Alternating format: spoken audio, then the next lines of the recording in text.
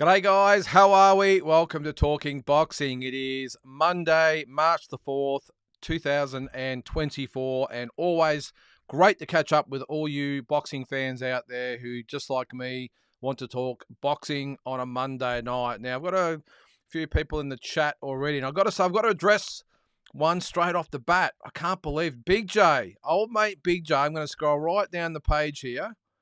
I can't believe you stuffed up again, says Big J. Ali Fraser won was 8th March 1971, not 1970. Did I say 1970? What's going on, mate? Fact check. You definitely need those 5 uppercuts now, actually 10. Well, I think you're right there, Big J. Did I say 1970? I think I did from memory. I don't know what I was thinking there, Big J, but thanks for pointing it out, mate. I think another video I did, I got Manny Pacquiao's record totally wrong. I don't know whether I cut and paste the wrong thing, but thanks for pointing that out, Big J.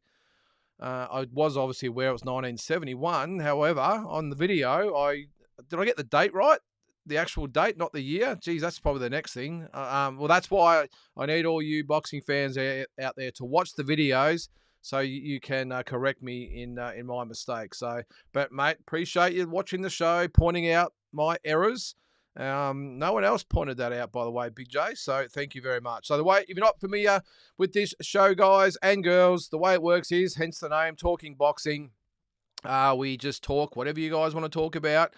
Plenty going on at the moment. The Amanda Serrano incident on the weekend, we won't mention another clown that's on the same card. The big one was at Raymond Ford with that 12th round knockout, come from behind win. Was it right? Was it wrong? The stoppage. So much going on. Of course, we've got the big fight week. Anthony Joshua, Francis Ngannou. Of course, Justice Honey is also on that card as well. What else happened on the weekend? We had Jamal Charlo stripped of his titles. Lots going on. And, of course, we've got the No Limit fights this Wednesday night as well, which we will get to. So the way it works, put your comment, question, whatever it might be, in the chat. And let's talk some boxing. And we'll get into it straight away. Got Asbot. G'day to you too, mate. Ian Davenport. Woohoo. I'd like to get another comment out of you one day, mate, but every show I do, it's always woohoo, mate, as long as you're enjoying it. Hopefully you're not a troll and taking the piss, but either way, mate, great to have your comments there. Need to get us going. Big J, we'll start with you, mate. What do you got? The Poms have with not getting fights done. Where are we there? Promotional difficulties and broadcast difficulties. Fox Sports did this for themselves. Not only this, ace fighters can't get pay-per-view money as they are free to air. We might be a little bit ahead of ourselves there, mate. Just re-clarify. I'll just go down. Actually, we'll just got a couple there. Cole Champion, how are you there, mate? Evening, everybody. As for the amount of platforms we currently have, let's wait and see. Nothing wrong with competition. I think WWF versus WCW in the 90s. So, all right, I'm going to go back to the start, and we'll just work our way through them. All right, let's go back to your comment, Big J. All right, let's go again. The Poms have, with not getting fights done with promotional, the problems I'm thinking of with promotional and broadcast difficulties. Fox Sports did this themselves. So I'm assuming you're talking about all the platforms available to all the fighters at the moment and promotional fighters there, Big J. The Ace Boxing one's an interesting one, because I don't know the full complexities of it all, but I know for a fact it's not what No Limit have the arrangement with Fox Sports. The Ace Boxing one is different. From what I've heard, I haven't spoken to Angelo DiCarlo about it, so maybe it is, but from what I heard, it's not. But that's Angelo's business. As long as, look, I don't really care. Angelo's obviously made the deal to get his fights or his cards on TV. So again, hats off to him, because he's putting his hand in his own pocket, I think. And we need more people like him. The more competition, I think, the better. Tasman Fighters, I'm not quite sure their arrangement either, but I'm pretty sure that it's I'm not sure they get an allowance either. I'm pretty sure they just get a platform. I'm not quite sure, but what I do know is, well, I think I do know from the right sources, is that it's the Tasman deal with DAZN and the Ace Boxing deal with 7 Plus. And also what's the other one called? Icons, whatever it is, where we stand. I don't think it's anywhere near the same arrangement as No Limit has with Fox Sports and Main Event and KO, but I don't care. As I said, the more promoters, I think, the better. And credit to those guys, those other promoters who aren't No Limit, because the odds are they're funding a lot of that. through sponsorship in their own pockets. So, yeah, again, I take my hat off to those promoters. I think I've got it right there, Big J. I'm sure we'll talk about it a bit more as we go. We're going to have that same quantity over quality issues that overseas has. Fox will get this decision in the long run. This is the Fox, the no limit deal I'm gathering. Well, look, Big J, we're seeing it at the moment already. As everyone knows, I've been a big critic of the non-paper, or the non-Tim Zoo / Liam Wilson fights, the other 3 or 4 shows that are on in March. I've been very critical of that, and I stand by the criticism. Are we starting to see that already with this arrangement? Because all of a sudden you're going to have what's happening a little bit in the States as well with PBC or Amazon now, and Golden Boy with DAZN, Matchroom with DAZN, Top Rank with ESPN. The fighters are sort of being shouldered, but there is a little bit of hope, I suppose, at the end of it there, because I did see on the weekend an interview that Eddie Hearn and Oscar De La Hoya did together, a sit down together to discuss what they're going to do together, and that's what we need to see more of. And I think it was Eddie Hearn said that Bob Arum's in the mix as well. He said he really respects Bob Arum because on one hand you might absolutely rip your heart out and put it on the ground and squash it and have all sorts of things to say about you, but on the other hand, he'll make a deal with you the following week if the deal's right and the fight's right. So are we sort of there? The odd ones out seem to be PBC and Amazon. They seem to want to do all their own thing. I think they're the ones going to get left behind in the States. Are we going to see a little bit of that with No Limit in Australia? Because who knows, if Ace Boxing and Tasman and Stan all join up with their stables, we could have some pretty good cards going on. Let's just hope maybe No Limit start to work with those other promoters, because it can work. It can work if everyone's making money, the good fights are getting made, and all the egos are taken out of it. We can get the job done. And obviously, I don't think Australia's anywhere near as bad as what the States have been with Bob and Oscar and Eddie. But the fact that all 3 of those promoters are now starting to work together, and I think the Queensbury guys, Frank Warren as well in England, of course, he's got the 5 versus 5 happening in another couple of months, I think it is. So there's some hope there. The only ones like here, No Limit here in Australia, is PBC in the States. But I suppose time will tell, Big J. And there is Ed Woodson. Welcome to the show, Ed. I did see you on the round table last week in the comments there, so thanks for watching our show too, mate. I'm assuming you're from the States, so thanks for joining in. A little bit of boxing talk down under, mate. Very much appreciated. All right, Big J, I'm not sure how all these shows are going to be successful this month. Many shows across all promotions. No Limit, Ace, Tasman. Looks like we're going to end up with the same shit fight the Yanks do. Yeah, well, that's what I just said, mate. Well, let's hope we don't go that way. But I think it all really comes down to, in the end, is No Limit open to dealing with the Ace Boxing and Tasman fighters and the Icons. Is it Icons? I think it is. That's, I think, what it comes down to. Because even though they've all got their own platforms, I still think that, obviously, No Limit are the big boys in town. They have the big deal. So I think it's up to them whether they want to play ball with all the other promoters. Because if that happens, problem solved, I think. I think they're the central figure in the whole thing, just like in the States. Well, not so much PBC now, because they seem to, now they've, seemingly lost Canelo, or those other reports now that maybe he might be fighting Munguia on their platform in May, but that's a whole different story. As I said, guys, I hope we just don't get to that point. But this is boxing, plenty of egos, plenty of money. So we'll see how we go. Yes, Big J, there's that comment about Fraser and Ali. I can't believe I got that wrong. Ian Davenport, hit that like for free. Yes, Ian, thank you very much. I always forget to say it, but it doesn't take much to like, subscribe, all that sort of stuff. I think we're between 900 and 1,000 subscribers at the moment. I really want to push for that 1,000 subscriber mark, guys. That would be excellent. Happy with what we got, I will say, but it'd be great to hit that 1,000 subscriber mark and bring more people into the fold. Yes, Big J, smash the like button. Andy just stole your thunder, yep. All right, Asbot, I was waiting for this one to come up. Ryan Garcia is going to get picked apart by Haney if he doesn't get his shit together. That press conference was weird. It was more than weird. And did you actually see his social media on the weekend where he supposedly faked getting abducted or killed or whatever it might have been? This guy, when I was on the round table on Friday with D-Style on his channel, I mentioned that are we going to see another Oliver McCall situation where he has a mental breakdown in the ring? And if you don't remember that, Oliver McCall, mid-fight against Lennox Lewis, pretty much quit. He wouldn't go back to his corner. He walked around. He was crying, literally had a mental breakdown, a nervous breakdown in the ring. And all his corner could do, and the fans could sit back and just watch it all unfold. Eventually, the referee did stop the fight, but I hope we don't have a situation like that. I don't know with Ryan whether he's just a troubled young guy. Is there a substance abuse problem?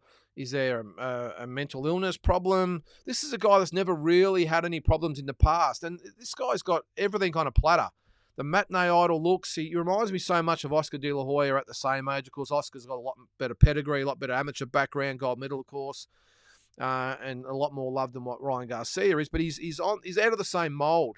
He's got it all there, big fights. All these guys want to fight him, even though he doesn't, I don't think, deserves the fights he's getting. He's getting the fights. He's getting paid massive money all over social media, 10 million social media followers and all this sort of stuff. What is wrong with this guy? Does he need to not take this fight and take some time and get some help? Because, a lot of people out there are doubting this fight's going to happen. I still think the fight goes on, but what sort of performance does Ryan Garcia put up? Does he go out there and have that nervous breakdown, or puts in an abysmal performance? You looked at him the other day, he looked a little bit bloated. I know we're still a couple of months away from the fight, so I understand, well, was it 7 weeks, whatever. So I get that he's still got to go through the main part of his training camp. But to me, he looked a bit puffy, looked a bit, I won't say bloated, but looked a bit chubby, if you ask me. And the fact that he admitted that he smokes weed and drinks and all this sort of stuff, you've just got to wonder where his headspace is at the moment, because it just doesn't look to be in this fight. Now, all he needs is that big left hook during the fight to change things. I myself think Devin Haney wins this fight very, very easily, but I am still looking forward to the fight. But you have to wonder where Ryan Garcia is at the moment mentally and maybe physically, because I'm with you there, Asbot. That press conference was really weird. What was the first one? I think the New York one was the first one. That was a little bit weird. That was probably uncomfortable, I think, because of the way they just got in each other's face, and the old script came out and they got in each other's face and talked smack and all the rest of it. All that was missing was the push and shove in the end, although that was pretty close, wasn't it? More so with Bill Haney. But the LA one was just weird. It was just with more so what came out of Brian Garcia's mouth. So let's hope he gets his shit together, Asbot, and we have a good fight on April 20th. Mutzi says, looking forward to Parker and Zhang this weekend. Yeah, it hasn't got a lot of attention, has it, Mutzi? Not yet anyway at all. Look, I think even with the Joshua and Ngannou fight, I know it's been sort of coming, but I must admit I forgot it was this weekend. Not as bad as what the Fury and Usyk fight was, where we had really no lead up to it. This has had a little bit, but the Parker and Zhang fight sort of been forgotten a little bit about it. I can't wait for the card. What time does it start? Is it like 3 a.m. or something? I struggled last time. I think the best I could do was get up at about 5:30 or 6 o'clock in the morning last time. If the card starts at 3, I'm hoping the main event's not on till about 7 or something. So at least if I get up at 5, I can see obviously Justice and Parker and the main event. But yeah, that's the only downside I will say to having these fight cards in the where is it? Saudi Arabia, of course, Saudi Arabia. It's the only downside that it's the time these fights are on. And I know it's all about the US market, but geez, us poor old Aussies over here sort of get left out in the cold a little bit when it comes to these big fights, don't we? Big J says Garcia will be sent into retirement. Well, if he loses, Big J, where does he go? I'm not quite sure he's got anything left. I mean, yes, he could probably fight he's probably got that appeal. He could probably have a couple of tune-up fights or comeback fights, whatever you want to call them, and then he might have a Lopez, Teofimo Lopez I'm talking about, might want to fight him, or maybe Liam Paro or Matias, whoever wins that fight, if they do fight, of course. So there are some options there. I would see a Matias still would look at someone like Garcia, because he's still a big name. He would need to get a couple of, obviously, wins under his belt. But he's young. He's still young. But the issue just comes down to whether Ryan Garcia wants this or he doesn't. Now, I don't really subscribe to what a lot of people say about him. He's just purely an Instagram star and a social media star. I don't think that. I think that's sort of to put him in the basket of a Jake Paul or one of those types of guys or those other peanuts that are on YouTube and everything else is probably a little bit harsh, because I think he is a legitimate fighter. He just needs to find the balance about what he wants to do, because at that level in professional boxing, well, any level of professional boxing, but particularly the elite level that he's at, I've said it once, I'll say it again, you're all in or you're all out. There's no in between. And when you're getting in there with monsters that he gets in there with, I'm talking about talent monsters, not literal monsters, of course, but the elite boxers out there, you get hurt. You get really touched up. We saw it with Tank Davis, of course, the body shot. I don't think Devin Haney will really hurt him physically. Devin Haney's not necessarily a big puncher, but could really carve him up with, he's got fast hands, great technique and everything else. Teofimo Lopez is probably another one. Matias could be one of those types of fighters that could really do some damage to him if he's not prepared. So, yeah, let's just hope again he gets his shit together. Mutzi agrees. Haney will smash Garcia. Asbot says Haney at 140 is a beast. Yeah, he's a different type of fighter at that weight, isn't he, Asbot? And even though it's only 5 pounds, sometimes that last 5 pounds to get off can be all it takes to tip you over the edge of a good performance or a bad performance, or feeling, not in shape, because you're obviously in shape, but feeling physically well and not physically well. And what is it, 2.5 kilos? So it's a lot. And if you're at that sort of level where you're boiling your body down to nothing, 2.5 kilos or 5 pounds, it could mean a hell of a lot in the scheme of your performance or not. So he looked really good against Prograis, didn't he, Asbot? And I think the fact he doesn't have to ball down as much as he did, he's going to be a great fighter at this level for a long time, or at this weight. I would still like to see maybe go to 147. I think that's where we might see absolute peak Devin Haney. Still only young. What is he, 24, 25? So if he goes to 140 in the next couple of years, still got 5, 6, 7 good years from him at welterweight. And who knows, maybe we could get Boots Ennis versus Haney down the track, which would be awesome. Cole says Haney isn't going to smash anybody, not his style. He's a winner, not a showman, but not a showman. Yeah, I think I think you could probably say back in the day Floyd Mayweather was in a similar boat, but if he comes up against the right type of opponent, you would have seen that Mayweather really stood his ground in certain fights, and really, there's a camera there, I don't know what's happening there. Mayweather, probably especially in those lower weights, 135, 140, really like to stand his ground and really start to take these guys apart. I remember the Gaddy fight and those types of the fights, but it wasn't until he went up that he went super defensive. I think Haney at 140 still has the ability to really do some damage against some of these guys. So maybe Ryan Garcia is the guy, because I think we saw it in the last fight with Davis, that once I think he realised he wasn't going to win, I'm not going to say he quit. I know we've talked about all that, but he was easily overcome by Davis. Does that happen? And Davis obviously is a lot better puncher than what Haney is, but do we see a similar type of situation where Garcia realises he's not going to beat Haney and really starts to emotionally check out, and Devin Haney pours it on and gets him out of there? I don't think he knocks him out, Cole, but I think he's a good chance of stopping him. And that can be a variety of ways, of course. Corner stops the fight, referee stops the fight, he takes a knee, who knows? But I definitely think that Devin Haney has the capacity to stop Ryan Garcia. Double G, would the Paul Briggs that went to war with Adamek have beaten Danny Green? Very good question, Double G. I like that. I like these type of questions rather than just the same old, same old. I actually really, when that fight was signed with Briggs and Danny Green, I was really excited about it, Double G. Of course, we had no idea we were going to get what we got. Paul Briggs, talk about having some out-of-ring issues. He was obviously probably the poster boy for that at the time. Danny Green, look, from what I heard, that fight should not have gone ahead. I think it was originally supposed to be in Sydney, I think. Or was it in Sydney? Wherever it was supposed to be first, the combat board would not allow it. They didn't pass Paul Briggs, so they took it to, I think it was Perth. They took it to Perth, and of course we saw what happened. Would the Briggs set forward Adamek have beaten Danny Green? I think he would give him one hell of a fight, Double G. And that was the Paul Briggs I was hoping would turn up in that fight against Danny Green. Look, I'm probably still going to back Danny Green in an absolute war to beat Paul Briggs, but that would have been a great fight. So when was the Briggs fight? That was the Atomic fight with Briggs. Was it early 2000s, whatever it might have been? That would have been a great fight. I got that wrong. I'll get it up in a sec. But yeah, either way, Double G, that would have been a great fight. But I still have my money on Danny Green in a very, very tough, close fight.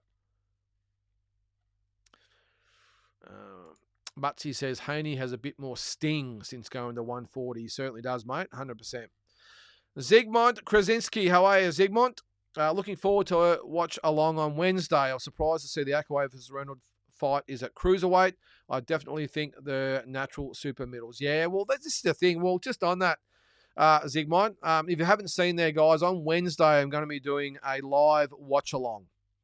So what that will be is pretty much like we're doing now, but I'll be in the lounge room. I'll have the fight time. We won't be able to obviously watch the fight or listen to the fights. Everything's got to be turned down for copyright reasons, or I think it is, or they'll stop the stream. So it'll just be us. I'm hoping all you guys out there will be watching the fight, and it'll just be like this. We'll be watching it, commenting, discussing. That's what we'll just give it a go. I'm not quite sure how it will go. I know other YouTubers and social media boxing sites have done it, but we'll see how it goes on this. But if you've got nothing else on and you're going to watch the fight and you just want to actually have other boxing fans to converse with during the boxing card, then just jump on. I think the card starts at 7:30. I think it only goes to about 10 o'clock. So I think there's only 4 fights on the card. So we'll just see how we go. And then we'll also do it on Sunday, depending on the time, I think. I'm not going to do it if it's like 4 or 5 o'clock in the morning. I think that sort of defeats the purpose a little bit, even though a lot of you fight fans out there will be watching. I'm not quite sure how it'll go at that early stage. I think everyone would probably want to just be left alone and watch it to their own devices, but we'll see how it goes. But so Wednesday night, 7:30. But as for the other point there, Akaway and Reynolds, the fact that they're fighting at cruiserweight means, Zygmunt, that neither one of them are in peak fighting condition. I understand that Bilal Akaway's only had, I think, 1 fight on his comeback and whatever it might be, but it still shows he's not at peak capacity. Ronald Quinlan, I think, has fought as low as middleweight, then super middleweight, light heavyweight, now cruiserweight. I'm just not sure. I can just see. Well, I just don't see a exciting fight. I'll be honest, but it is what it is. I won't go back over my points in the last few weeks about why you would have a fight like this as a main event when you've got the platform to put on the best fights in Australia, live to Australian boxing fans, and we've got this. And again, this is no disrespect to Akaway or Ronald Quinlan. It's not their fault they're going to be main event on this show.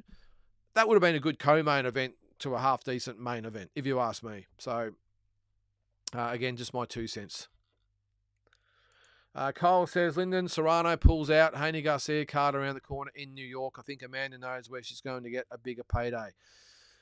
Well, what happened with the fight? Now, I did put on my Instagram yesterday that who knows what happened. It was pretty much straight after it happened. A little bit's come to light since then. So if you're not quite across it, minutes before Amanda Serrano was supposed to do her ring walk to fight, who was it, Nina Menke? She was supposed to fight. The doctor has examined her and pulled the pin minutes before she was supposed to do a ring walk. Now, I did comment that I've never seen that happen before. I understand. Well, I think I said on the Instagram post that I put up, after the weigh-in, they do the rules meeting. Then they'll have a medical as well after that. And then they go off and have a feed and all the rest of the stuff they do and get prepared for the fight the night after. Then on the night of the fight, the doctor will come in. And more so, it's more just about, they'll check their heart to make sure they're not sick or anything like that. And they'll check their knuckles to make sure they haven't had any injuries or whatever since the previous day. So this is the stuff they do. But it's just a quick run over. It's a 5-minute quick medical. I check the eye, around the eyes, the knuckles, as I said, the heart rate, the pulse, all that sort of stuff. And then away they go. And most of the time, 99 or probably 999 times out of 1,000, it's just a foregone conclusion. It's a formality. So what I heard happen in this case is that the day before the fight, so before the weigh-in, allegedly, that I think it was before the weigh-in, that Amanda Serrano went to get her hair done, and something from the hair treatment has leaked into her eye when she went running. I think she went for a bit of a relaxation run, a little bit of sweat, and whatever's in her hair has gone into her eye and caused some sort of infection or reaction in her eye. And I think they wanted to wait until the following day to make the call. Now, I think if you look at the press conference, the weigh-in, I should say, she had the sunglasses on, so obviously she was trying to keep it under wraps. I'm sure the doctors and the teams knew about it, but to the general public, because obviously with all eyes on the event, people would have been saying, geez, what's wrong with her eye? Then the next day, of course, they've waited till fight night to make the call. This is the issue I've got. I understand shit happens, but the big issue I have is that they would have probably known the morning of the fight, especially the day of the fight, she ain't going to make it. The eyes, I haven't seen a picture of the eye yet, by the way. I'm not sure whether it's been leaked yet. They probably would have known probably that morning that it's not going to come good. She's not going to make it. So why do they then allow the whole crowd to get to the event? Puerto Rican crowd, by the way, the Puerto Rican queen, the boxing queen, Amanda Serrano. So they get everyone to the event, and then they wait until the other peanut is gone, and then they announce that she's not going to fight. So they would have made the call, I would have thought, well before the event even started, and they've still allowed the event to start. I don't buy in that they tried to give her as much time as possible. They would have known that afternoon or even that morning whether she was going to make the fight or not. The doctor, I'm sure, would have examined her that morning, that afternoon, and I think they would have made the call well in advance, a lot more in advance than just before the walkout. Can you believe that? Minutes before the walkout, supposedly, she gets a inspection and it gets called off. Because I'll tell you what, I watched the other idiot fight, and then I went outside quickly can't remember, I went out to my car to do something, and by the time I got back, it was announced that Amanda Serrano's not going to fight. So that supposedly was the 5-minute interval or time frame that they made the call, which of course we all call bullshit. So it's interesting. This is boxing. Sometimes it gets confused with WWE, doesn't it? But yeah, just amazing scenes. But I thought it might have been to actually get everyone there to the fights, and of course they might be able to smooth it over and everyone's happy with the other fights on the card.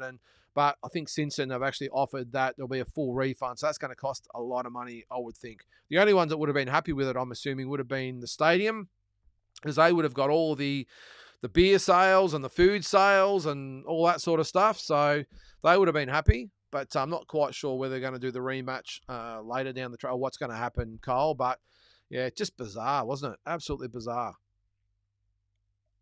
All right. I won't even...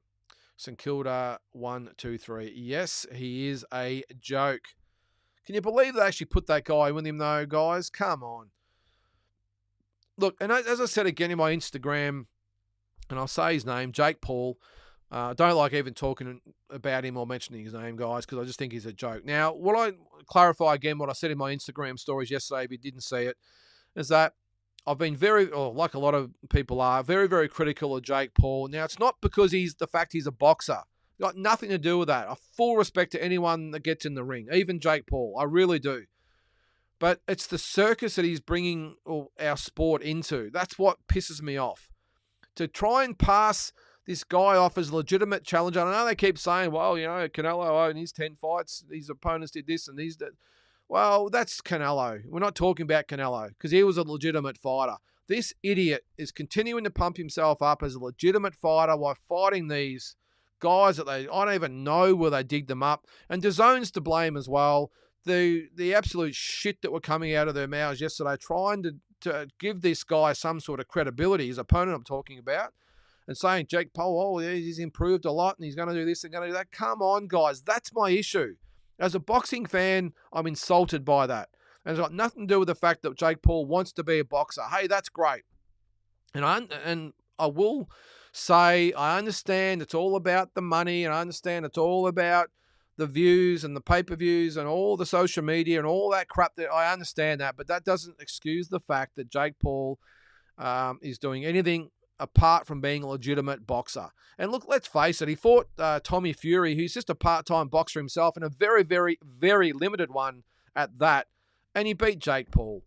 Now, if Jake Paul had said, look, I wanted to have a legitimate career and I want to go through the ranks and, I'm gonna get my 10, 12, 15 fights under my belt, and then I'm gonna strive and hopefully one day I'll win a world title and all the rest of it.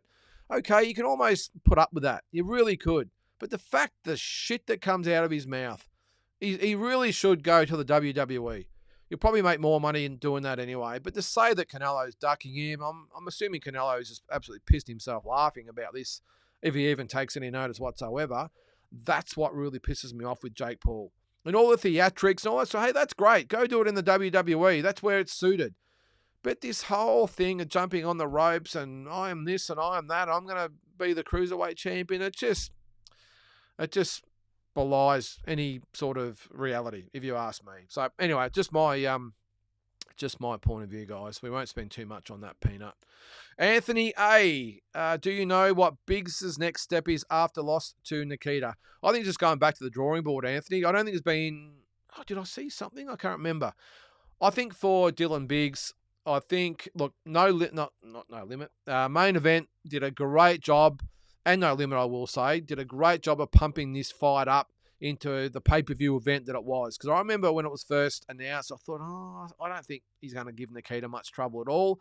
But by the end of it, I was almost convinced that he was going to give Nikita a really good fight. That's obviously a credit to No Limit and Main Event with the promo videos. A little bit like what they're doing with the Goodman-Schliebs fight at the moment. I'm almost tempted to actually watch it with a bit of interest. But anyway, that's another story. But I think what he needs to do, Anthony, he's had a really good taste of the big time now. Go back to the drawing board. He's got a very, very good trainer in Brendan Smith. I don't think Brendan's a great guy, by the way, a great boxing person. I don't think he did Biggs's didn't do Biggs any favour by taking a lot of his focus off all the stuff that went on with before the Nikita fight. So I think he might have taken his concentration away, a little bit of that away because of that. But I just think go back to the gym, work on all the things that maybe didn't work. He's still a great young kid, good fighter, and just go back and look at the tapes and work on the things that went wrong. That's really all you can do, Anthony. That's all you can do. I mean, Nikita showed that he's not at that anywhere near that level at the moment. But if he uses that as a learning tool, eats a little bit of maybe humble pie. He's only a young kid. Was he 21 or whatever it is? Got plenty of time. Brendan's a very, very good trainer. Just get back on the domestic circuit. Get on some more No Limit shows or whatever shows it might be, and just get yourself back out there and get another 10 fights under your belt, and then reload and go again. Because I think he's definitely got the ability to maybe just go into international waters. It depends on how deep he can go. But I think he's a little bit better than that domestic level.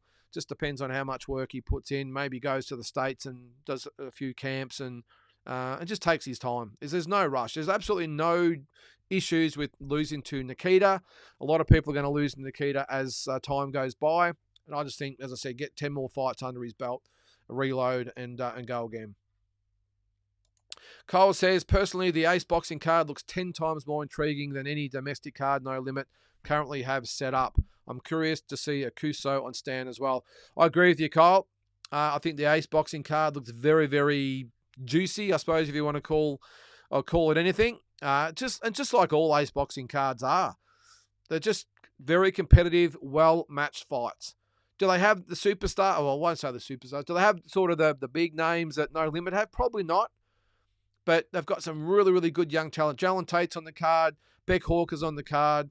It's some really, really good fights on that card. So I'm really looking forward to it. I think it's a good card and it's free. The DAZN card is that who's that? Connor Wallace, Jack Gibb card. That looks pretty good as well. The main event alone, that's a great fight. If you're not familiar with Jack Gibb, he's going to give Connor Wallace a good fight. Although I did say that about Matt Sheen. And that didn't end well for poor old Matt. He got stopped in the first round. But Jack Gibb, very, very good fighter. I think he's going to surprise a lot of people on that night. So if you've got some doubts about Jack Gibb's prospects against Connor Wallace, don't. I think he gives Connor Wallace a very, very tough fight. So keep a look out for that one. And the Stan card, I must admit, Kyle, I haven't really looked into it too much, apart from Makuso's fight, of course. I think he's got some rugby guys on the undercard, so not so stressed about that one. I think someone might have asked last week to rank the 4 cards. I still would put Ace Boxing at number 1, maybe the No Limit at number 2 and Tasman 3 and Stan at 4. But the fact we're talking about ranking 4 televised cards, I just think it's great. It's awesome. And who knows what happens down the track. We might have a wildfighter get involved in the Victorian scene. Just so much going on. I think it's great. All right. What do you got there? If Jake Paul gets in the ring with Jaya Pataya, he better bring 2 things. A priest, so he can read him his last rites, and a long wooden box. I made the point, Kyle, of yesterday, and I didn't really want to watch the fight, but when I logged on, I was sort of doing other stuff, and he was about to do the walkout, so I was like, okay, I'll watch it. And I thought, imagine if he was actually in with a legitimate fighter, and let's just say it's Jaya Pataya here. To watch him, I know he looks like an absolute superstar against these types of guys that he fights, but I tried to picture and imagine what he would look like, say when that first bell rang, when Jaya Pataya walks the centre ring and he walks the centre ring and the punches he was throwing. It's got 1 round written all over it, Kyle. It really does. The way he leaves himself when he punches, he has his technique. I don't know who taught him how to box. And for someone who hasn't been boxing for long, it's actually not too bad. The problem is he's at a 4 or 6 round club fight level, not at world title level. And the way he threw his punches, I could just see someone like Jaya Pataya taking a step back and just coming back with uppercuts and hooks and when you name it, and just absolutely just bludgeoning Jake Paul into submission. I just could see it. And with minimal effort. And not just Jai. I'm thinking someone like a Maris Breedis, different type of fighter to Jai. Breedis would probably go the other way, where he would come out and physically just go out and chop him down in 2 or 3 rounds, I think. So, as I said before, Cole, no dramas with him wanting to be a fighter, but do it with a little bit of dignity, mate. A little bit of dignity. I did actually see something funny on Facebook today. I'm not a big Facebook guy, but I got a notification. There's Ozboxing. Is it the truth? It's the fan page, and someone likened the way he was dressed to Pluck a Duck. If you're from Australia or not so much overseas, of course, but back in the day, Hey, it's Saturday, the TV show, he looked exactly like Pluck a Duck. A bit of a duck, obviously, a guy in a duck costume. So it's pretty funny. But yeah, it would be scary, Kyle. It really would. And I think it'll be 1 round with Jaya Pataya. I mean, this, as I said, this is a guy that got beaten by Tommy Fury. So that should tell you all you need to know. And look, if he wants to go out there and say, look, I want to, look, as I said yesterday with Logan Paul, his brother, at least he makes no bones about what he's trying to do. He's a professional wrestler in the WWE. He's making all this money, and look, it probably suits him. And I think it suits Jake Paul as well, because what he's doing is just like WWE. Cole says, looking forward to the live chat finally coming Wednesday. Yeah, well, we'll just see how it goes, Cole. It's just a bit of an experiment. I'm not quite sure if people want to actually, join other people sort of virtually watching the fights, or they want to watch it in peace. Look, it's also good for people that might be at work. I've done it myself where an American fight's on that we don't get, and I've logged onto a couple of channels and just watched their live stream and listen to them, not necessarily commentate the fight, but just give a bit of a running update of what's happening. And this is what I'll sort of be doing. I'm not going to sit there and commentate 4 fights over 4 hours, I can tell you, or 3.5 hours. But it'll just be like we are now. Who won the round? Who won the fight? What do you think of this guy and that guy and all the rest of it? And we'll just see where it takes us. So probably a good thing to sit there and as you're watching the fight, just have it on your phone, running in the background. There is a 20-second delay, I will say. That's the only downside to these live streams is a 20-second delay. So whatever I say is going to be, obviously, as I said, 20 seconds behind. So, but it happens to everyone and it works. So we'll do the same thing. Asbot says, good to see Hearn and De La Hoya sit down. Imagine a boxing world where all the BS stops and we focus on the sport again. Now, Asbot, as I said, I really welcome it. No doubt there'll be some sort of fallout at some stage. There'll be something will happen. There'll be a bit of trash talk and all that stuff goes, and they might not talk to each other for 6 months or a year, whatever it is. But I don't mind about that as long as at the end of the day they keep it business. These guys need each other. Golden Boy needs Matchroom. Matchroom needs Top Rank. Top Rank needs Golden Boy. They all need each other. So why not just, you can have all your things you got to say, but as long as you make the fights we want, that's all we worry about. I think Eddie Hearn again made a great point about Bob Arum. He said he loves Bob Arum because you could literally burn his house down, and that afternoon, if the deal's right, he'll sign a contract with her because that's just the way he is. So you got to admire that. And look, I could tell between the two talking, there's still, I won't say hostility, but still a little bit of edge in the air. These guys, massive egos.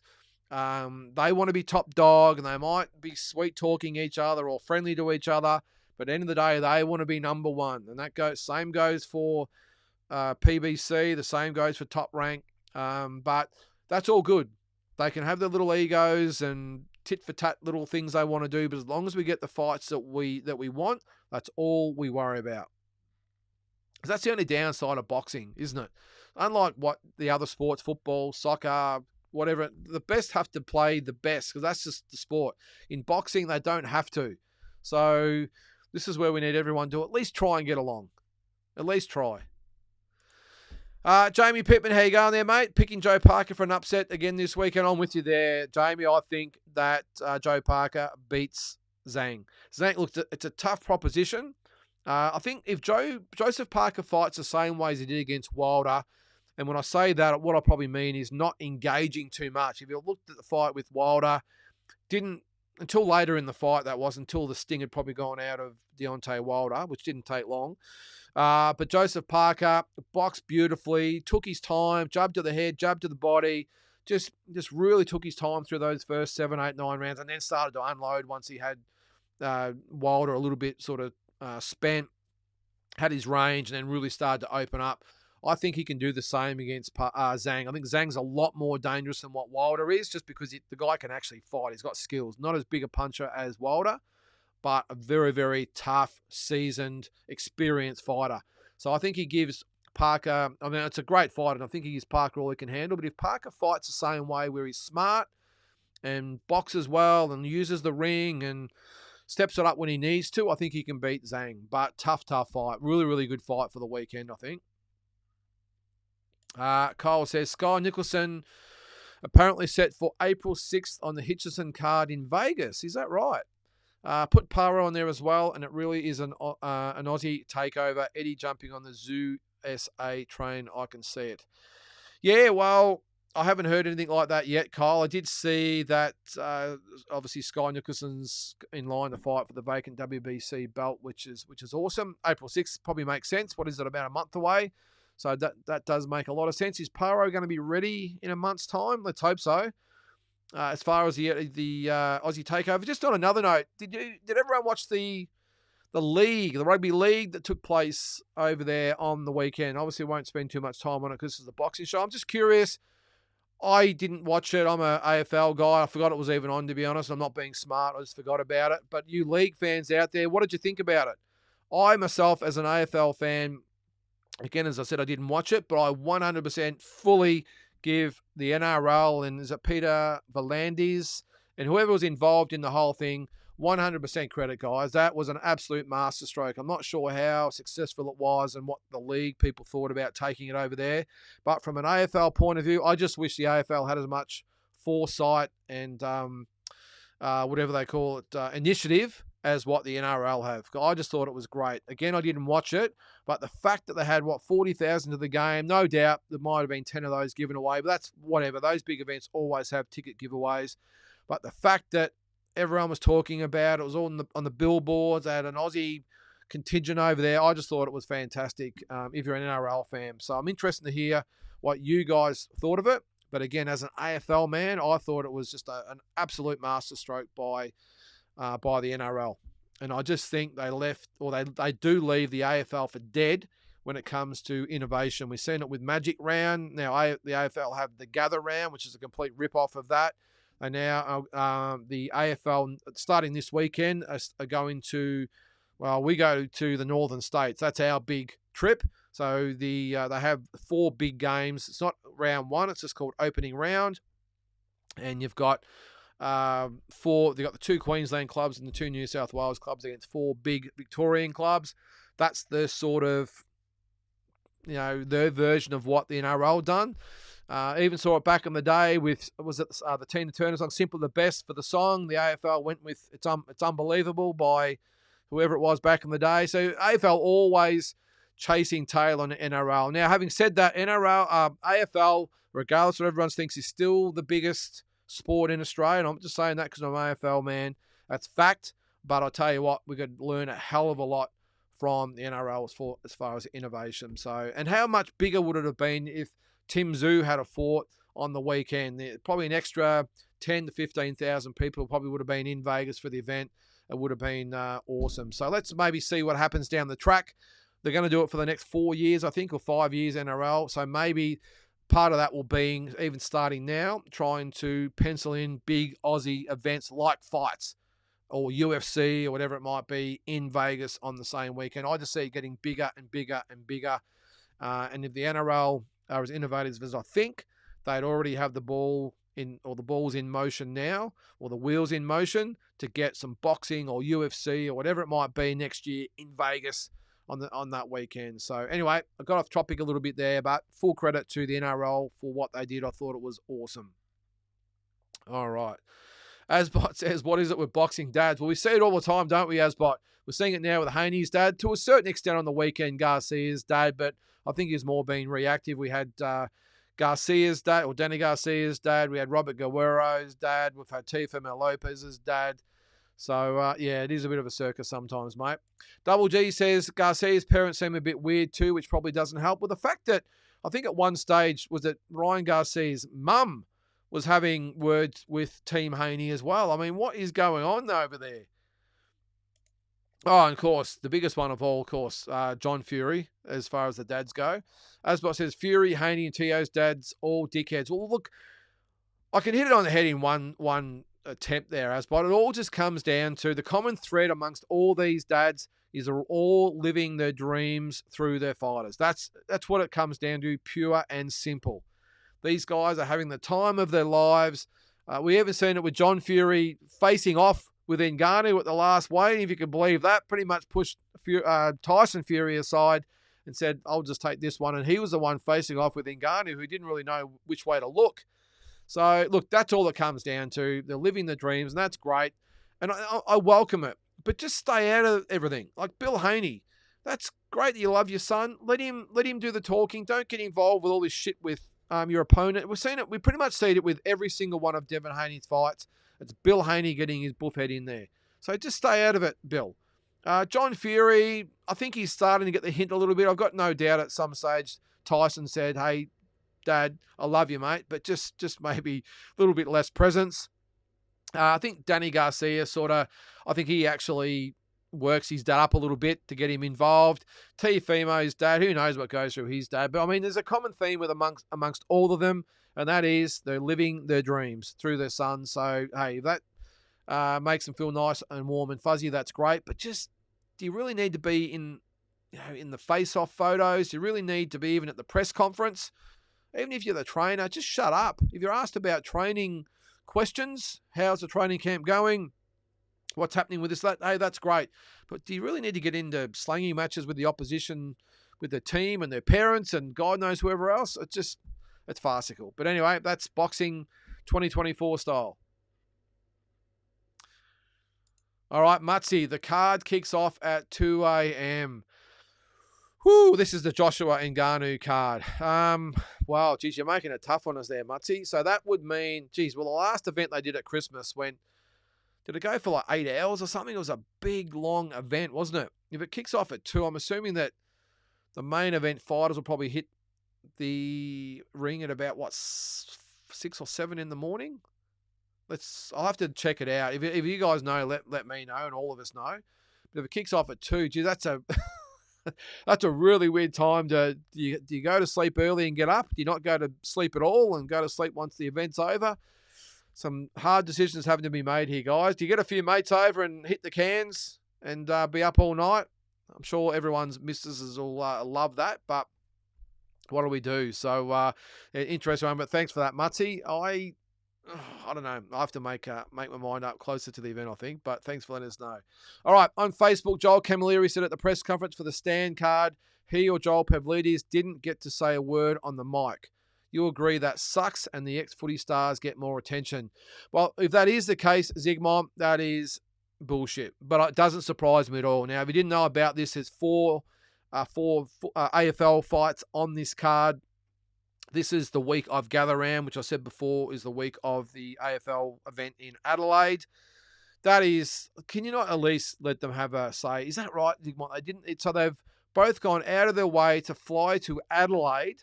So Joel and I think, or both Joels, I think are both based in Sydney. If I'm not to be mistaken. I know Joel's obviously there with the Zoo Fight Club, but either way, where Joel's come from, to get those guys to fly to Adelaide and not get them to say a word is pretty ordinary. I think. How hard is it to have 2 minutes? Just to have a quick word. It's just common courtesy, I think. So I didn't know that, Zygmunt. I didn't watch the press conference, but that is strange, isn't it? So Joel would have every reason to be, or both Joels would have every reason to be upset. But end of the day, I do get it from the promoters' angle. They need maximum eyeballs. They need all the media there. And, of course, all the media were there to ask the football players the questions. It's just the way it goes, unfortunately. It's backwards, but it is what it is. Sam Munro, how are you, Sam? Harrison today said Tim Tszyu represents everything that is good for boxing. Fight anyone, throwback fighter. If that is the case, then Ryan is all that is wrong with boxing. Yeah, I tend to agree, Sam. The only thing I will say with Ryan, though, is at least he fought Davis, and he's supposedly, hopefully, going to fight Haney. So that's a good thing. I would probably have more of a problem with Gervonta Davis. I think that's what's wrong with boxing, is where, and even to some extent, Terence Crawford. I know I'm going to get lynched for that. The number one pound for pound fighter in the world has fought, well, it's got nothing planned. He fought in July last year, top of the world or the boxing world, number one pound for pound, all the attention. And what is it? We're in March. So it was 8 months later, hasn't even come close to having an opponent announced for his next fight. That is what is wrong with boxing, if you ask me. The number one fighter in the sport should have at this stage another fight lined up. Davis is the same thing, one fight a year. It's just not good enough. And like him or not, I know it's probably another point that will come up at some stage with Canelo Alvarez. At least he fights often and defends his belts. And I know we're all wanting him to fight Benavides, but at least I myself haven't got a problem with the Munguia fight or Morrell or Belunga. I haven't got a problem with those. Yes, I want him to fight Benavides, but at least he fights often and defends his belt. He goes up and down in weight. Well, his last couple, of course, been at super middle. But, yeah, for me, what's wrong with boxing is Crawford and Davis, strangely enough. But for Tim Tszyu, Harrison is 100% right. He's exactly what's right with boxing. And not just Tim Tszyu. Look at what Jai Patai is doing. Wants to fight the best. Look at what George Kambosos is doing. 2 Haney fights off the back of the Lopez fight, the Maxi Hughes fight. Now he's in with Lomachenko. Now with the Maloneys as well. Now, I can't say too much about what's happening with the Maloneys. However, what I will say, some massive news about to drop for both of those boys. And it might not be the news you've all been expecting, but this is a pleasant surprise, I can tell you. Now, again, I can't say too much because I'll get lynched and never get spoken to or given a secret again. But some big news on the front of both Maloney. So just Australian boxing at the moment, you've got to, I think, anywhere in the world, you've got to respect the Aussies. We'll fight anyone, anywhere, anytime. We just want the opportunity. So I think, to be honest, Sam, I'm a bit biased. I think Australian boxers are what's good for boxing at the moment. And probably to some extent the English as well. They're what's good for boxing. And Japanese as well. So Japan, Australia, UK, showing them how to do it at the moment. The US probably got to get off social media a little bit and forget about this whole image and how do I look and how many followers I've got. Get away from that.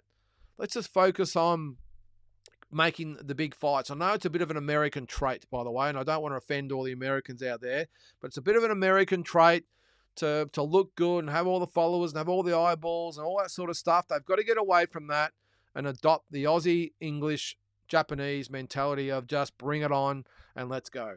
So, in my opinion, I hope I haven't lost all my American viewers that are watching. What do the American fans think? Am I right? Do you disagree? See it through American eyes. How do you view your fighters compared to the rest of the world? Big J, who would you consider the 4 queens of Australian boxing? I have Susie Q, Sharon Anyos, Diane Prazak, and I'm tossing up between Erin McGowan and Shannon O'Connell. Your thoughts? Bang Bang Horton in the mix. I don't think she's in the mix, to be honest, Big J. Full respect to her. She won the WBO title, but hasn't really done a lot since. And I have met her. She's a lovely young lady.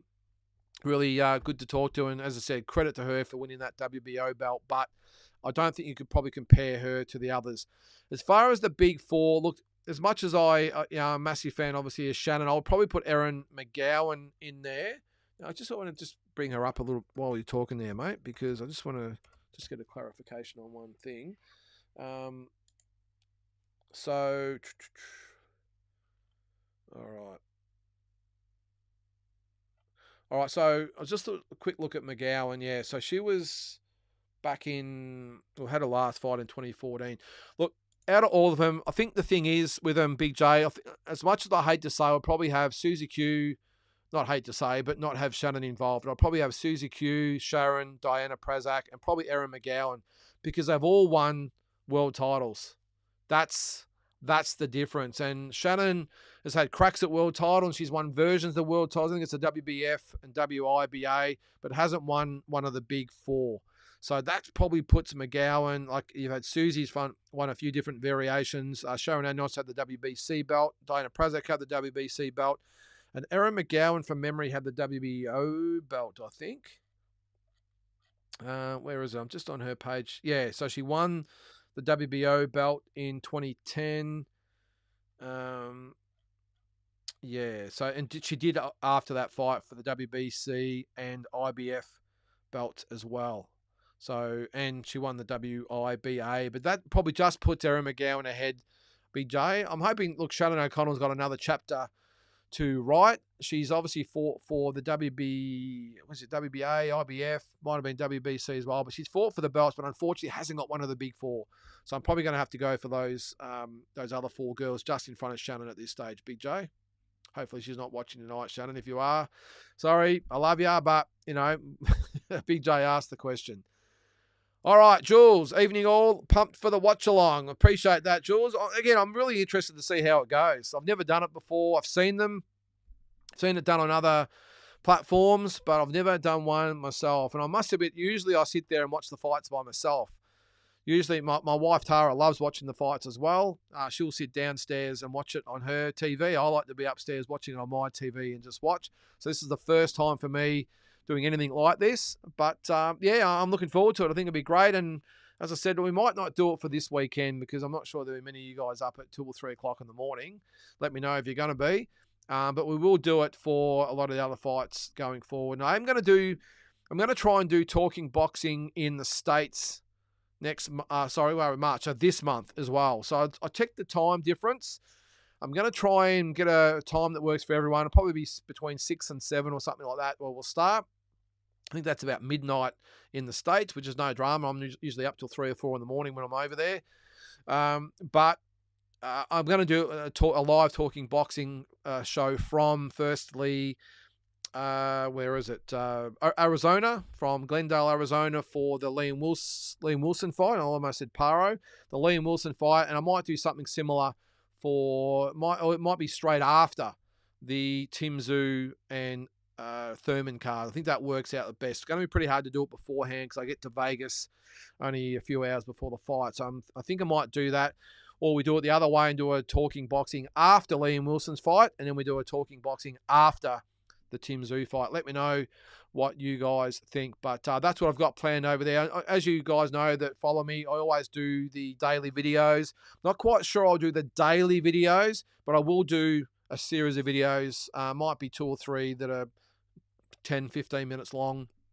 Because you've got the traveling days and in-between days and everything else. But anyway, that's what I'm gonna do. So apart from the little videos that I do, the updates, we will do the talking boxing special after both of those cards. So let me know if you think that's a good idea as well. But as far as Wednesday goes, really interested to see how that turns out. All right, Andy's in the chat. How you going, Andy? Welcome to the show, mate. Kyle says, didn't Prazak send O'Connell into next week? Even more convincing than Bridges.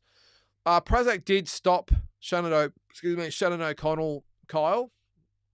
But there is a bit of a caveat on that I think, hang on, I'm going to look it up. I think the weight difference was substantial from memory. I'm going to look at Shannon, the shotgun, who's just, I think, launched a new clothing range as well, and fight news coming for Shannon as well. So some big news for her. Now, where was it? She fought, I think it was 2017 from memory, 14 from memory. Diana Prazak, 2014. So there it is. So they fought at 130. Okay, Kyle. So that was for the WBC 130-pound title. Now, to put it in perspective, Shannon fights at 118. She fought Ebony Bridges for the 118 belt. So that should tell you, I mean, it's 12 pounds difference, which is 5.5 kilos. It's a lot of weight for the females, let alone for the males as well, but for the females. So she did stop her in 5th round, but didn't knock her in the next week, Kyle. She actually, a lot like the Ebony Bridges fight, the referee stopped the fight, or I think the corner might have thrown. I can't remember what it was, but she didn't knock her out, didn't knock her down. I think the referee put an end to it in the 5th round. Diana Prazak was a big, strong 130-pound fighter. And as I said, Shannon went up to 130 from 118 to fight her. So no disgrace in that. But yes, she did stop her. But it was also 11 years ago, or 10 years ago. But probably Bridges was probably more the accumulation of punches, where Prazak had a bit of accumulation mixed in with the power as well. So, but to Shannon's credit, she came back, and I'm just trying to look at who she fought after. I know we're going a little bit off topic here, but she's fought. Where is it? She fought Marcella Acuna in 2017 for the IBF Super Bantam title after that, so 122. She fought,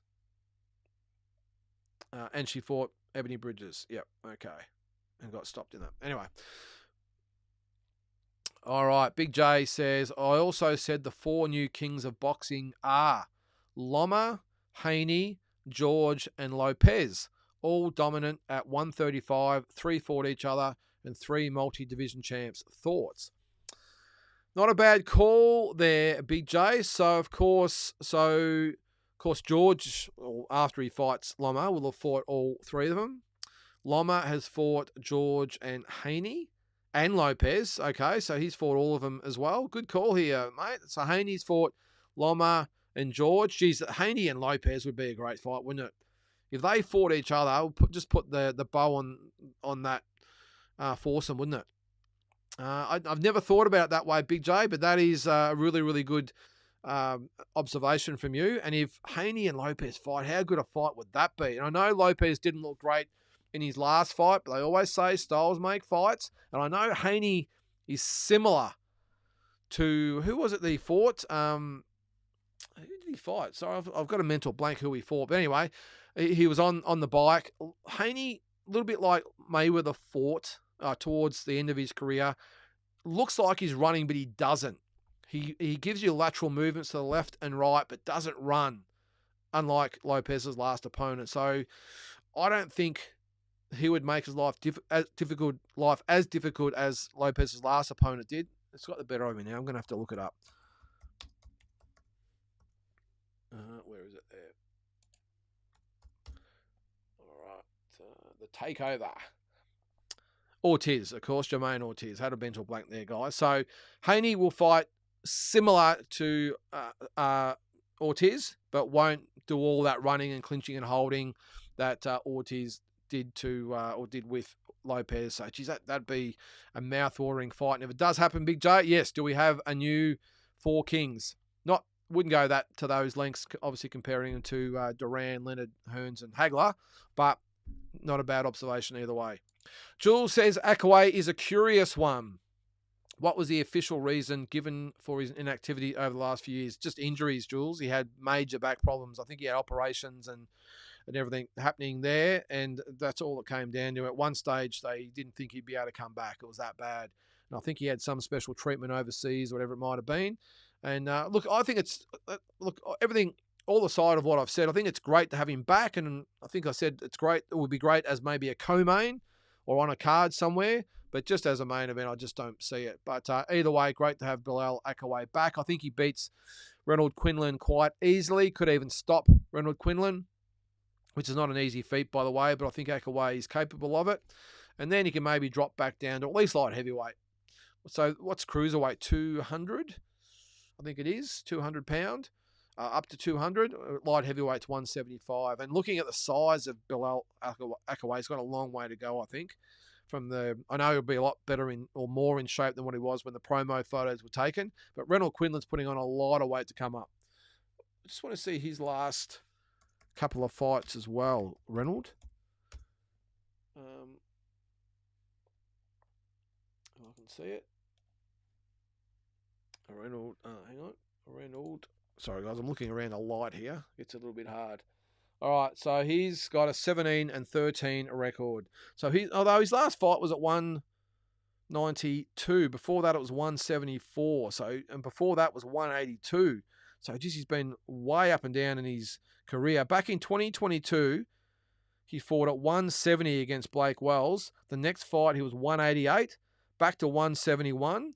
That was the upset of Jack Bowen. Then he went to 179, then 182, back to 174, then went up to 192. And now this fight's going to be at is it 190 or 200, whatever it might be. So how does the weight affect Reynold Quinlan? I think he'll be fine, but I think Bilal Akaway, big, strong, well, he will be at cruiserweight to see how much endurance has he got. So his last fight was at 190. The fight before that was 199. When he got stopped by John Ryder, he weighed 167. Then he was out of the ring for nearly 3 years because of that back injury. Came back at 199, then 190, and this one will be probably the same. So let's hope he can get back to 175. All right, we will move on. Mutzi says, Big J, if you haven't got Inouye as one of the kings, I'm out of here. Yeah, well, I think just, as I said, Mutzi, it was more so the four fights, the fighters having each other in common. I think Inouye is definitely the two kings. Him and Crawford are undoubtedly number 1 and 2. Andy says, burnt her cornea. Apparently, that's Amanda Serrano. The issue I got with it, Andy, as I said, like, why not they would, if she's got a burnt cornea, they would have known the night before, or worst case, the following morning. She's not going to fight. So why put everyone through it? And not just the start of the show. I'm assuming they expected everyone to leave the stadium. They wanted everyone in there for what, on the visuals of having Jake Paul fight and having no one in the building would have been quite funny. So I got no doubt that's why they did it. But is that sort of taking the piss out of boxing fans, I think, to think that, they're going to believe that, geez, they just happened to inspect her minutes before she was going to walk out. Just doesn't make sense. Both based Shannon, yes. I will never consider Ebony for that honour of a queen of boxing, queen of OnlyFans, and that's an insult to OnlyFans. Yeah, look, I'll openly admit I've never been the biggest fan of Ebony, purely because of the way she speaks outside the ring and the tone she sometimes uses and some of the language she uses. But anyway, that's just my opinion. As a boxer, hey, full respect. Won the world title, good honour. But as on a personal level, yeah, I would, certainly not consider her a queen, Big J. Let's put it that way. Oh, sorry, Big J. So you meant bashed. All right. What was that? Yes. Okay. So I'll go back to that comment. Bashed Shannon, yes. Bashed is a harsh word. Bashed. But stopped, yes. Yep. Okay. Now I get it. All right. The next generation of women will be 10 times better. Yeah, it's a good call, Cole, because the competition these days is so much better. We have, the experience they're getting, the training they're getting, more and more fights. As I said, better quality. It's just going to happen. It's an evolutionary thing, isn't it? They're going to be a better quality. Just like back in the day with the boxing, football, soccer, cricket, you name it.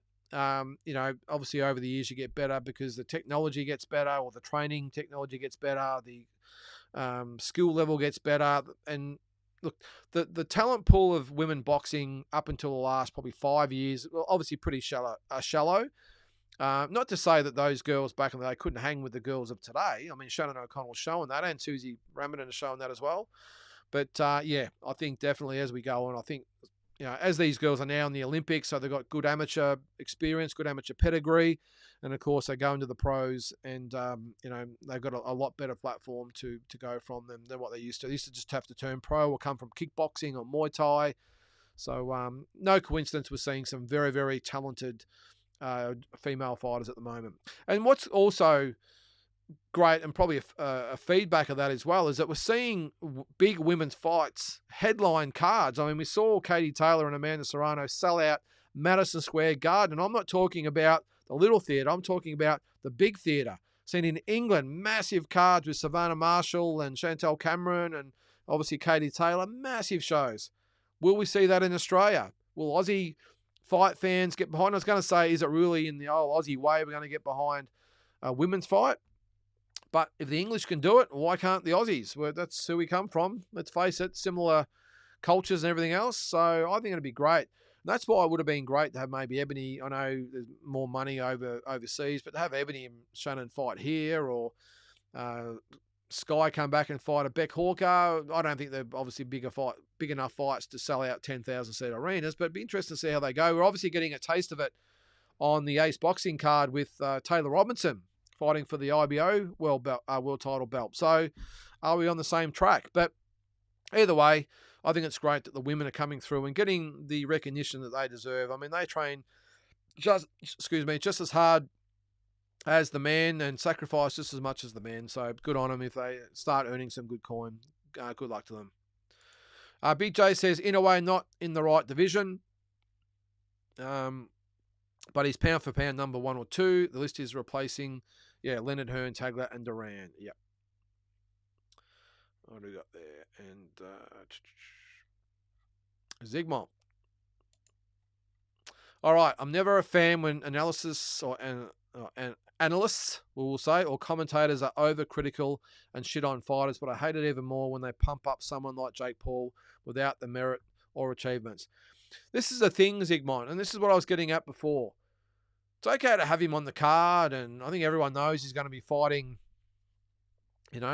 some homeless guy or some drunk guy from the bar or whoever they dig up for him. That's okay, but it's just when, as the old saying goes, Zygmunt, don't piss down the back of our legs and tell us it's raining. That's probably suits this guy more than anyone. Don't fight these type of guys and then in the next breath say you're going to fight Canelo Alvarez. It just makes you look like a dill. Now, he's laughing all the way to the bank. Let's face it. He's making tens or hundreds of millions of dollars, whatever, and that's great. But doesn't mean I'll ever take him seriously until the day he actually says, okay, I want to fight. Let's say it is Jai Patai, and Jai Patai says, okay, well, you get ranked in the top 12 or 15 or 10, whatever it might be, then I'll fight you. Then you get in with him. Hey, that's great. And I would probably, to be honest with you, give Jake Paul a lot of credit if he actually did follow through and fight someone like Jai Patai. I think he would think of any excuse but to get in the ring with Jai Patai. There'd be all sorts of reasons, and this guy could make a career. This is the type of guy I think he is, by the way. I think he could make a career of having 30 fights, never actually fight anyone remotely resembling a world-class fighter, and then retire and say, well, they didn't want to fight me, and I offered him all this money, and they wouldn't accept, and I tried to make it happen, and I would have beat him, and I would have beat him. And being one of those perennial type of guys who are in retirement is one of the greatest fighters ever. So that's the type of guy I think he is, and that's the type of guy I think he'll end up when he retires. He'll never actually fight anyone like Jai Patai, but he'll make us think that he wanted to and could have beaten guys like him. At the end of the day, we can't have any right or reply because he'll never actually get in the ring with them, and that's what makes it even more frustrating. I just can't wait till the day where I don't want to see him hurt, but I want to see him really touched up. And it was great when Tyson, what was his name? Tommy Fury beat him. But did it do anything to stop this fiasco? No, it didn't. He's even worse now. I want to see him actually get really touched up. Not to the point where he gets hurt, but where he's had a few hits to the head, let's just say. I'll leave it at that. All right, Big J. Jake could fight Logan in WWE similar to Brett and Owen Hart and Matt and Jeff Hardy. WrestleMania is coming up soon, or maybe next year at WrestleMania 41. Hey, Big J, perfect opportunity for those two to do it. Maybe after one of Jake Paul's fights, Logan jumps in the ring and Jake Paul turns on him, or maybe Logan Paul turns on him and whacks him over the head with his plastic fake belt, and then we have something at WrestleMania 41. That would suit him great, and all the best to Jake Paul if that is the case. Stop trying to be or pretend that you're a fighter, Big J. Sorry. Stop pretending that you're a fighter, Jake Paul. And to even say he's called out Conor McGregor. This guy fights at 190 pounds. Conor McGregor would be 160-pound ringing wet. And he's calling out Canelo. Canelo fights at 168. Look, end of the day, I'd put Nail Inoue, who weighs, 122 in there with Jake Paul, and I reckon he'd knock him out in one round as well. So anyway, but Jake Paul, just calm, mate. Enough is enough. Big J, only time will tell about the girls. I'm hoping they are. Yeah, I do hope so too, mate. All right. Double G says Jake won't go near Vidal O'Reilly, but he's ready for Canelo. Yeah, okay. Yeah, mate, 100%. Hit it on the head. Cole says the way girls are managed nowadays is so much better than what the older generation were. They're getting so much more chances at titles these days and age. Yes, agree, mate. I 100% agree, and they deserve it. They really do. They really do. And he says women's sport in general has grown worldwide. Well, you've just got to look at, cricket is at an elite level. You know, the soccer or football, whatever it is, the Matildas here in Australia, I think they got 54,000 people to the game last week. I think it was in Melbourne. Before that in Sydney at the World Cup, they had 50-odd thousand there as well. Goes to show that people will watch quality sport. And I know a lot of people, you get a few detractors, male detractors about female sport sometimes, and they've got every right to, I think, because what happens is the media and everyone rams down your throat that these are, and they're just as good as the men in some sports, and why don't men watch them? It's sexist and all this sort of stuff. It's not. Men want to watch elite sport, whether it be male or female, which is why they tuned in for the Matildas in the soccer. They tune in for the cricket. But they tune in for the boxing now, of course, but they won't tune in to something like AFLW because it's not at the level yet, even though I've got no doubt that will get there. I'm not quite sure how it works with the NRLW, what the attendances and viewerships and all that is like, but there's the proof is in the pudding. Men, women, whatever it might be, they all want to watch elite sport. And it doesn't matter whether it's a male or female version, they just want to watch elite sport. And I'm happy to be called a sexist because I don't want to watch AFLW because the standard is, at under 12 level or under 14 level. So forgive me if I don't want to watch it. Call me a sexist. But I will watch the soccer or watch the cricket, especially boxing, of course, MMA. I mean, look how far. They're probably the most progressed out of any of the sports is the MMA. And Ronda Rousey is obviously to thank for that. She was the first one that actually started all this in the UFC. So, congratulations to her. So, but anyway, what do you guys think with that? But I'm with you there, Andy. Women's sport worldwide has 100% grown. Is there a NFLW? I'm not quite sure whether they have a women's league. I know they have the lingerie league. That's a bit different, but yeah, I think as it goes on, we're going to see more and more female elite sport, which is great. The Pound for Pound King. How are you, mate? Welcome to the show. Great to have you along. Andy, yeah, pluck a duck. It was a classic, all right.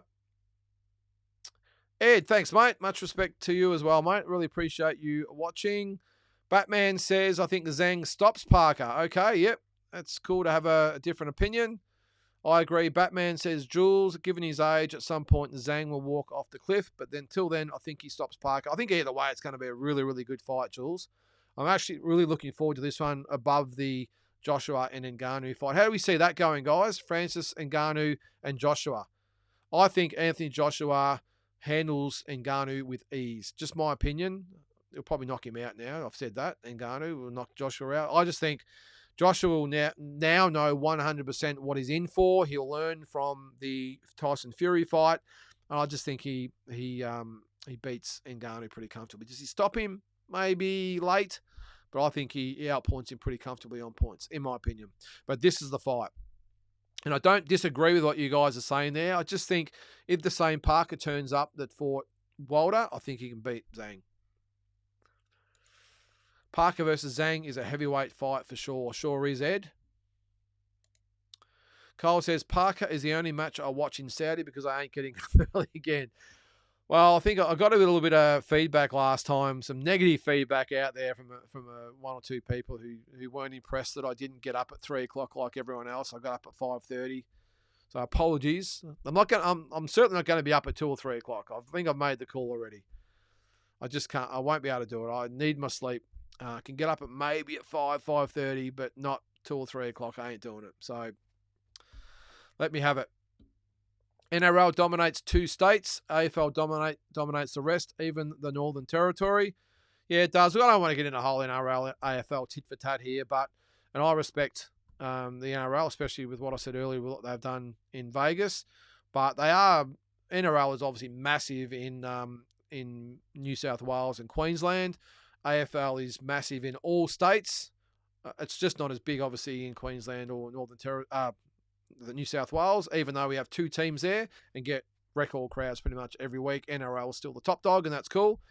I'm in the camp of I don't watch NRL, but I'm certainly not going to rubbish it. I know it seems to be this, you're either with one or the other. I don't want to go that way. I'm an AFL man through and through. I don't watch NRL, but full credit to those that do. Each to their own, but I'm not gonna rubbish it. But you are right there, Cole. The facts are that NRL dominate New South Wales and Queensland, but AFL is prominent in all the other states. Peter says, we don't want to really get involved in all this, but okay, I'll read this one out. The AFL live rent-free in the NRL's head.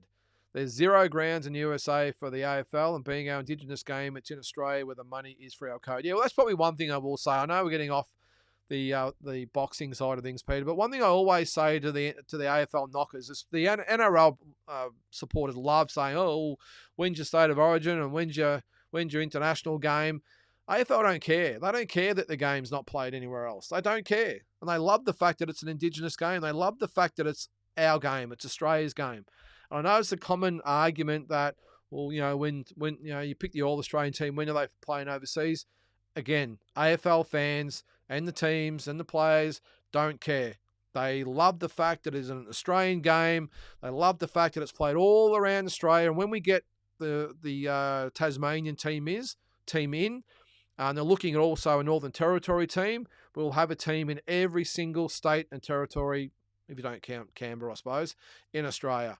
Where the NRL, I think from memory, they've got the one team in Victoria, which is Melbourne, of course, and the rest of the 18 or 19 teams are all just in Queensland and New South Wales. So it just sort of says a little bit about it. But look, I think both codes live in each other's heads rent free. I think, Peter. I think we can be accused as well or the AFL itself, of just fussing over and getting mesmerised by the NRL and vice versa. So I think both supporters and both leagues are guilty of it. But for me, as I said, full respect to NRL. I don't watch it. All I watch is AFL. But just like the Americans are with the NFL over there, that's not played anywhere else, but is the biggest game in the world. And I know there might be some arguments from certain soccer people, but USA, pound for pound, the NFL and the USA is pound for pound the number 1 sport in the world. And it's only played in America, and they don't give a shit. And that's the same as us AFL supporters. Anyway, let's move on. G'day, Lyndon says, Carl, how are you, mate? How about you freeloading lurkers? Hit the like. Yes, we get a lot of people watching, but they don't hit the like. So I don't no idea how the algorithms work, but please hit the like. It takes 1 second to do it. All right, we'll get some more comments. Team Batman. Tim is beating Crawford, giving the opportunity, in my opinion. Wow, I'm sure there'll be a few people that disagree with your Team Batman, but I just want to find out for myself. I want to see how Tim goes against Thurman. I really do. We're all over here, all Tim Zoo fans, and but I'm going to reserve judgment of my opinion on how he goes against Terrence until I see him fight Keith Thurman. I want to see. I'm going to say no doubt. My gut feeling is Tim probably, I won't say has a few scares, but has a few issues with Thurman early and then cuts him down as the fight goes on and wins pretty decisively, whether that's by late stoppage or clear-cut points decision. But unless he has a comprehensive win over Thurman, I'm not sure I would want to be putting him with Terence Crawford at this stage, Batman. I know they will because it's the biggest fight out there for him and massive money and exposure and all that. I get that. But I'm looking and hoping that Tim has that big win over, or comprehensive win over Keith Thurman, So it really puts him in the frame of being able to beat Terence Crawford. So I'm intrigued by it. Can't wait to see it. And I think that Tim wins comprehensively, but I want to see it first before I give my opinion on that one. All right, we'll go through there. And the Carl says, yes, Team Maloney. I think it's, I can't, it's killing me not being able to say anything, guys, but yeah, some big fights for Team Maloney coming up. Mutsy, the sanctioning bodies letting these blokes hang on to the titles for years without defending gets under my skin.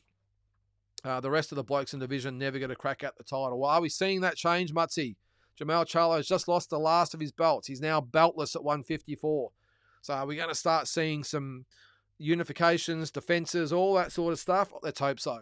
And obviously Tim Tszju's in the forefront of all that. Let's hope that Fundora wins the WBC. Oh, the other ones that's been cancelled or postponed, that was Israel Madrimov and Magomed Kurbanov for the WBA belt. That's been postponed, so that won't be on the fight, the Joshua Ngannou card. So that's off. I'm sure they'll fight another couple of months down the track. So that's the WBA and the IBF. What's going on with the IBF? Have I missed that one? Let me know. But either way, no more belts. So it's about time. Hayden says, speaking facts, mate. Oh, I hope so. That's what I try and do, mate. Sometimes it's opinion, sometimes it's facts. But Ed Woodson says, Crawford is dragging it out. I can't deny it's too much crap, and it's not just him. Yeah, this is about him fighting once a year.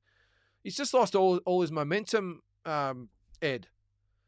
He should have a fight lined up. I mean, look, maybe something's going on that we don't know about. Maybe there's been an unofficial handshake, but that if Tim Tszju beats Thurman, that Crawford and Tszju will fight in June or July. Maybe that might be in the wings. If it's July, it would probably make sense. It's about 12 months to the day of the Spence fight, so that's probably about on par with when he likes to fight. Sometimes a bit longer, a little bit less, whatever.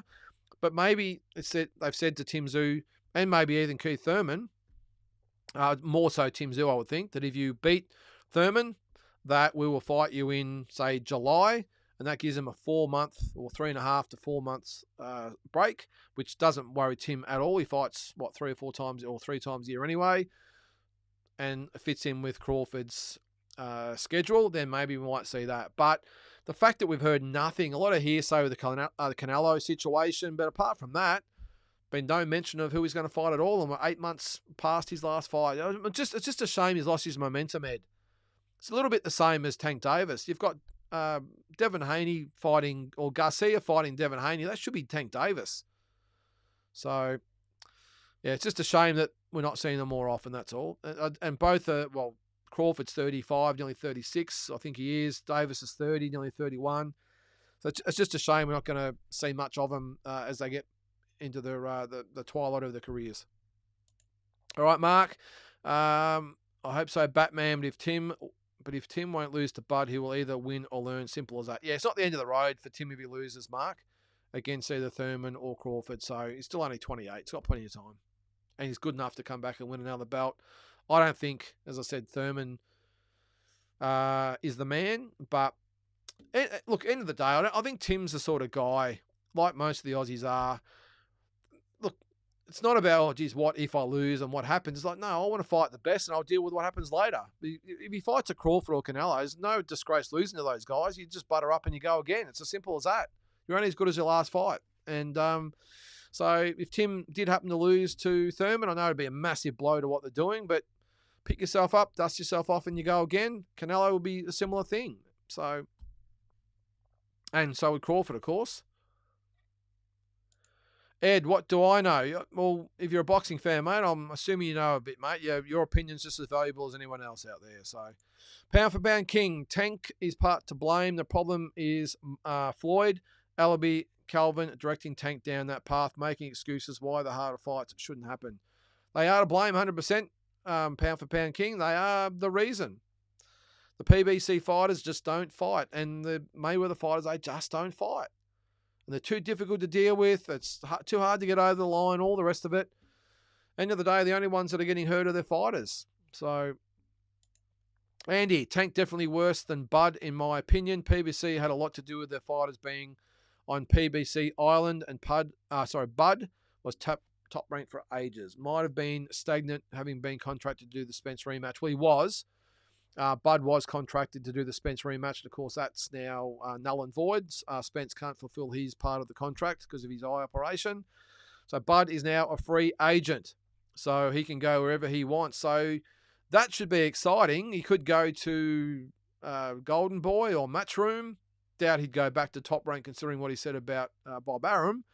But he's a free agent, so he can get those big fights. So he could stay for, Tim Zoo's with PBC, so he could fight him.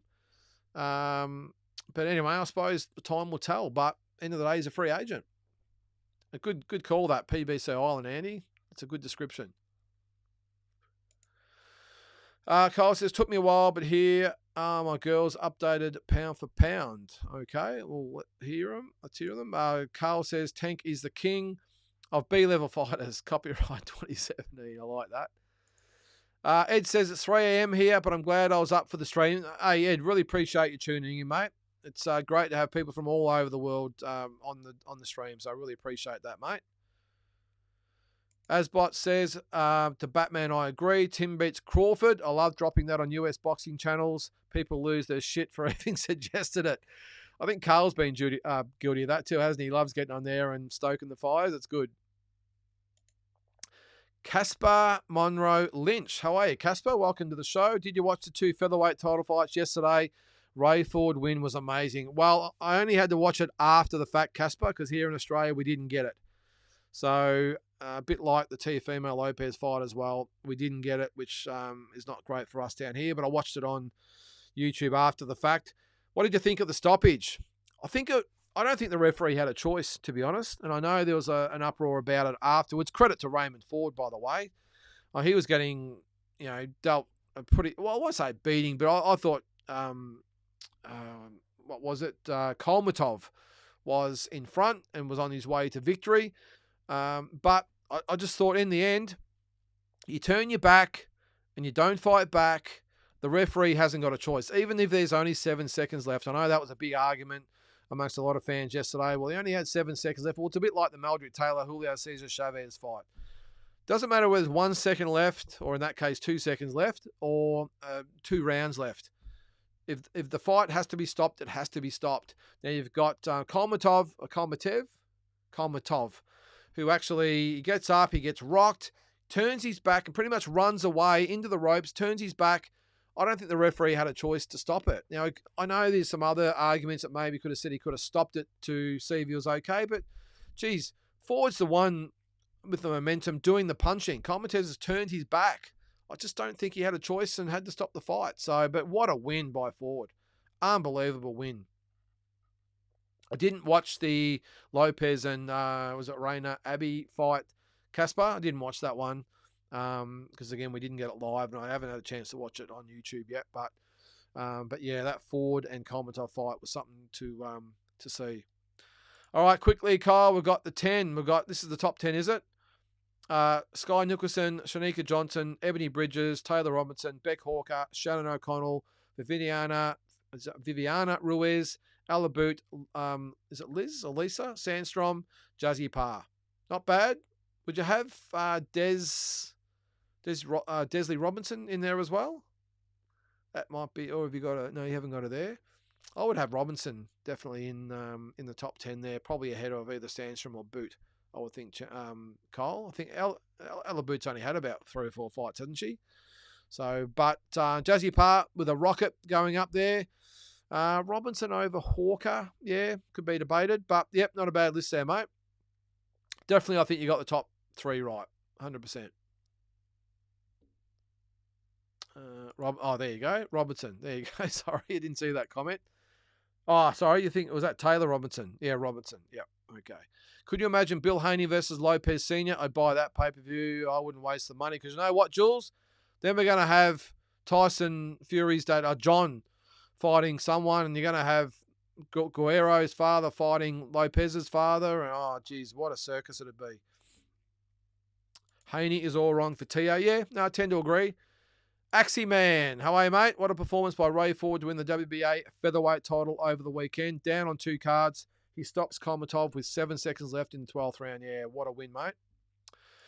Carl says at 140, Devin has more pop in his shots. Certainly does, mate. A lot more. And I think as he settles into the weight a bit more, he'll realise that he can probably do a little bit more damage and doesn't necessarily need to retreat from these guys. And when he does that, I think he can do some major damage to his opponents. He touched Prograis up, didn't he? Yeah,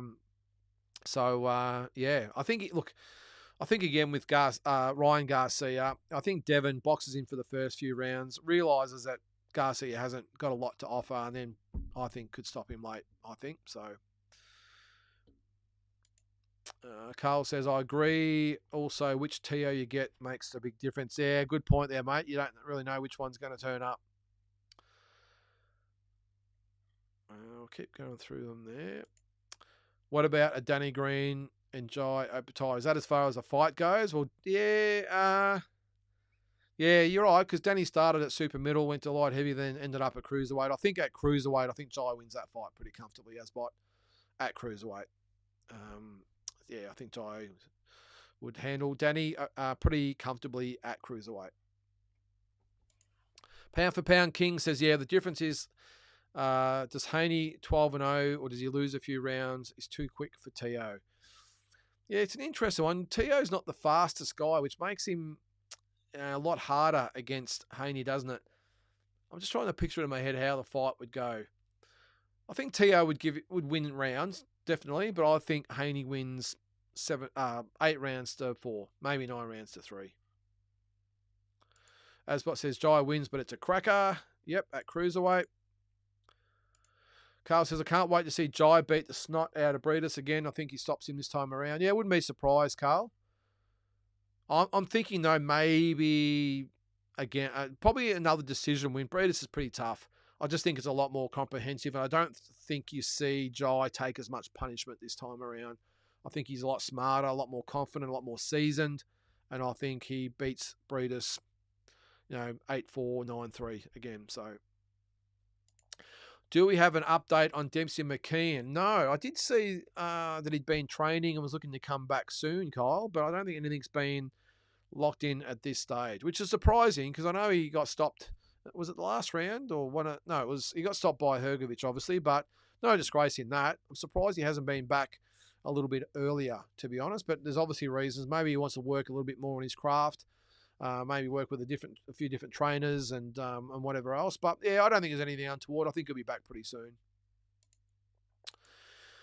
What's that? Pound for pound, King. I can't wait to see Tim make a statement on Keith sometimes Thurman. Yeah, I agree, mate. Can't wait to be there for it. I just think it's going to be awesome. When he does pound for pound, I'm going to be roaring around the streets. That's with Tim, yes. Mark Wynn, I'm a Danny Green fan from WA, but Jai would belt the piss out of the cream machine. Even in his prime. Jai's next level. Yeah, no, I tend to agree, mate. At cruiserweight. I think Danny only sort of went up in the end. Just it was the end of his career. He just wanted to be at a weight that was comfortable without, boiling down to a weight. Like a lot of fighters at that stage of their careers do. They go to a weight that's comfortable. Where they just, and of course, as you get older as well, it's harder to boil down those last few kilos. So, but I'm with you. At cruiserweight, I think Opatai wins clearly. There's a Bata Brand Boxing podcast. How are you, mate? Welcome to the show. Guys, hit the like button for my man. Thank you. It was great to have him on D-Style Boxing Roundtable. Thanks, mate. Awesome. It was great to be on. I always love being on the round table. Just all the guys on there and girls. Really, really good to talk boxing with. Geez, they know their stuff. So if you're not subscribed, get on the D-Style channel because some great content. Calix and Beebs is it the ringside reporter? I think Beebs is, and Calix has got his own channel and many others as well. So some really good content on D-Style Boxing. Really good. Kyle says the entire country stopped for the Matildas. Most Aussies consider soccer an inferior sport. The women's game in all sports is different here. Yeah, we just look at it a little bit differently, but I think it's going to change, Kyle. All right. Carl says you're jumping on the chat on Wednesday, Carl. I know it's not for everyone, by the way. It's a Wednesday night. One thing I won't be doing this week, by the way, guys, while I remember, there won't be the Thursday night. I think the Dream Fight is due this week. I won't take up too much of your time this week. I know you've got lives outside of boxing channels, so we might wait till the following week. So it'll only be the Wednesday watch along, and then the Friday weekly roundup. Team Batman. Jake is a clown, novice level ability. I think you've even been kind with that there, Batman, to be honest. Carl, yes. Might have a few beers, so expect a ton of poor grammar. Hey, mate, you say whatever you feel like. This is why we do it. Look, I must admit, I enjoy it. I like just being able to, because we all watch, how many times have we done it? It might not be boxing, it might be football or cricket, whatever you're watching out there. UFC, whatever it might be, and you're watching it, and you want to share your thoughts. And I know there's sites that you can go on and put a comment, but you're relying on people replying to your comments on social media. This is a bit different. I love the fact that, and there is one, again, getting off the topic of boxing, I follow, if you're a Carlton Football Club fan out there, and I know you're out there, come on, the Mighty Blues. There's a channel called Blue Abroad. I sponsor one of the shows on there, the Jumper Punch. Make sure you check it out. But the Blue Abroad channel, they do a football watch along, and you watch the footy and you get all emotional or frustrated or pissed or whatever it might be, and you pick up the phone and it's on a live watch along on YouTube, and you can it just makes the therapy of it all, especially if you're losing, a little bit easier to grasp than just sitting there by yourself. And I think boxing the same. We've all got opinions. We've all got emotions we want to express, and I just think it's really good to be able to put it out there and have other people to bounce things off. So I've never actually done it myself, as I said earlier. I'm interested to see how that goes, but yeah, it'd be good to have all you guys on there, just letting it out. Who knows? Might have some controversy or whatever it might be. We can all, again, bounce things off each other. But look, it's an outlet anyway. All right, Peter Nutt, Opatai could beat Jake Paul and Tommy Fury in the ring together. I think you could probably throw someone else in there as well. Probably put Logan in there as well, Peter. I reckon he'd still beat them all. Tommy can Barbie Fury, yep. Carl will be live voice chat. I'm not sure we'll be able to do. I just wanted to give it a trial, Kyle. I don't think we'll see how it goes anyway about all being on, but it'll at least be like we're doing now, where we're watching the fights, commenting on here together. We'll see how we go with the voice type of thing. I wouldn't mind just giving it a go first with the chat like we're doing here, and we'll see what takes us from there, but we'll see what happens. Sorry, yeah, that was so the live panel thing, we'll see how we go. I'm not quite sure, Kyle, but we might just, as I said, stick with a live chat for starters and build from there. It's pretty hard too when you're live streaming to have like 3 or 4 guys on. There might be okay to have one if you want to have someone on, but again, we're all watching it together. Anyway, we'll see what happens. All right, Aximan, is there any chance that Inoue comes over to Australia to fight Sam Goodman? I think 0 chance, to be honest, Aximan. I don't think Australia would be out. And I know it's great for the social media clicks and the news site clicks. And Australia is probably the worst I've seen with it, by the way. They'll take any little thing that sort of dangled in front of them and run with it. At one stage, Anthony Mundine was going to fight Canelo Alvarez at the MCG in front of 100,000 people, and all these sorts of things we love to put out there. But I think the Japanese fighters like to fight, not they like to fight in Japan, but they fight there because that's where they get the best crowds, the best money, and obviously they have a big advantage, similar to what we have here. So to get Inoue over to Australia, I just don't think they'd be able to generate the amount of money to bring Inoue over. So look, it's great for the clicks, Aximan, but I might be proven wrong, but I'd be staggered if Inoue comes to Australia to fight Sam Goodman, I would think. But who knows? I'm just not sure. I don't know whether the money would be there. I know, like, because you had Pacquiao coming over to fight Jeff Horn, so there's massive money thrown at it. You had Haney coming to fight Kambosos, massive money thrown at it. Kambosos was a big name. Haney, the American star, massive money thrown at it by the Victorian government. Now for the Perth government as well for Kambosos Lomachenko. I couldn't see anyone. I know they were talking about taking it to Wollongong. Would Wollongong or the New South Wales government would probably need to fork out $5 to $10 million to bring Inaway over? I just don't see it. So anyway, we'll see. I don't think Sam Goodman would mind, to be honest. I know he'd love to have it here, but I think he'd have no problems going to Japan and fighting Inaway either. So, but money talks, and it's all good to have it splashed all over the boxing sites on the newspapers, but you got to be realistic about it. I just don't see it happening. Just my opinion. Peter, women's soccer, along with the AFLW, for me, are unwatchable. Yeah, I think the women's soccer was okay, but yeah, the AFLW is a tough watch, Peter. Anyway, let's change the subject before we get cancelled, eh?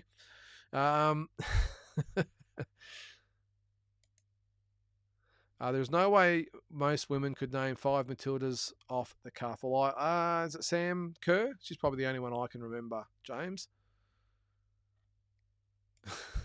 WNBA are the best female athletes, and they get poor crowds and money. Yeah, they do.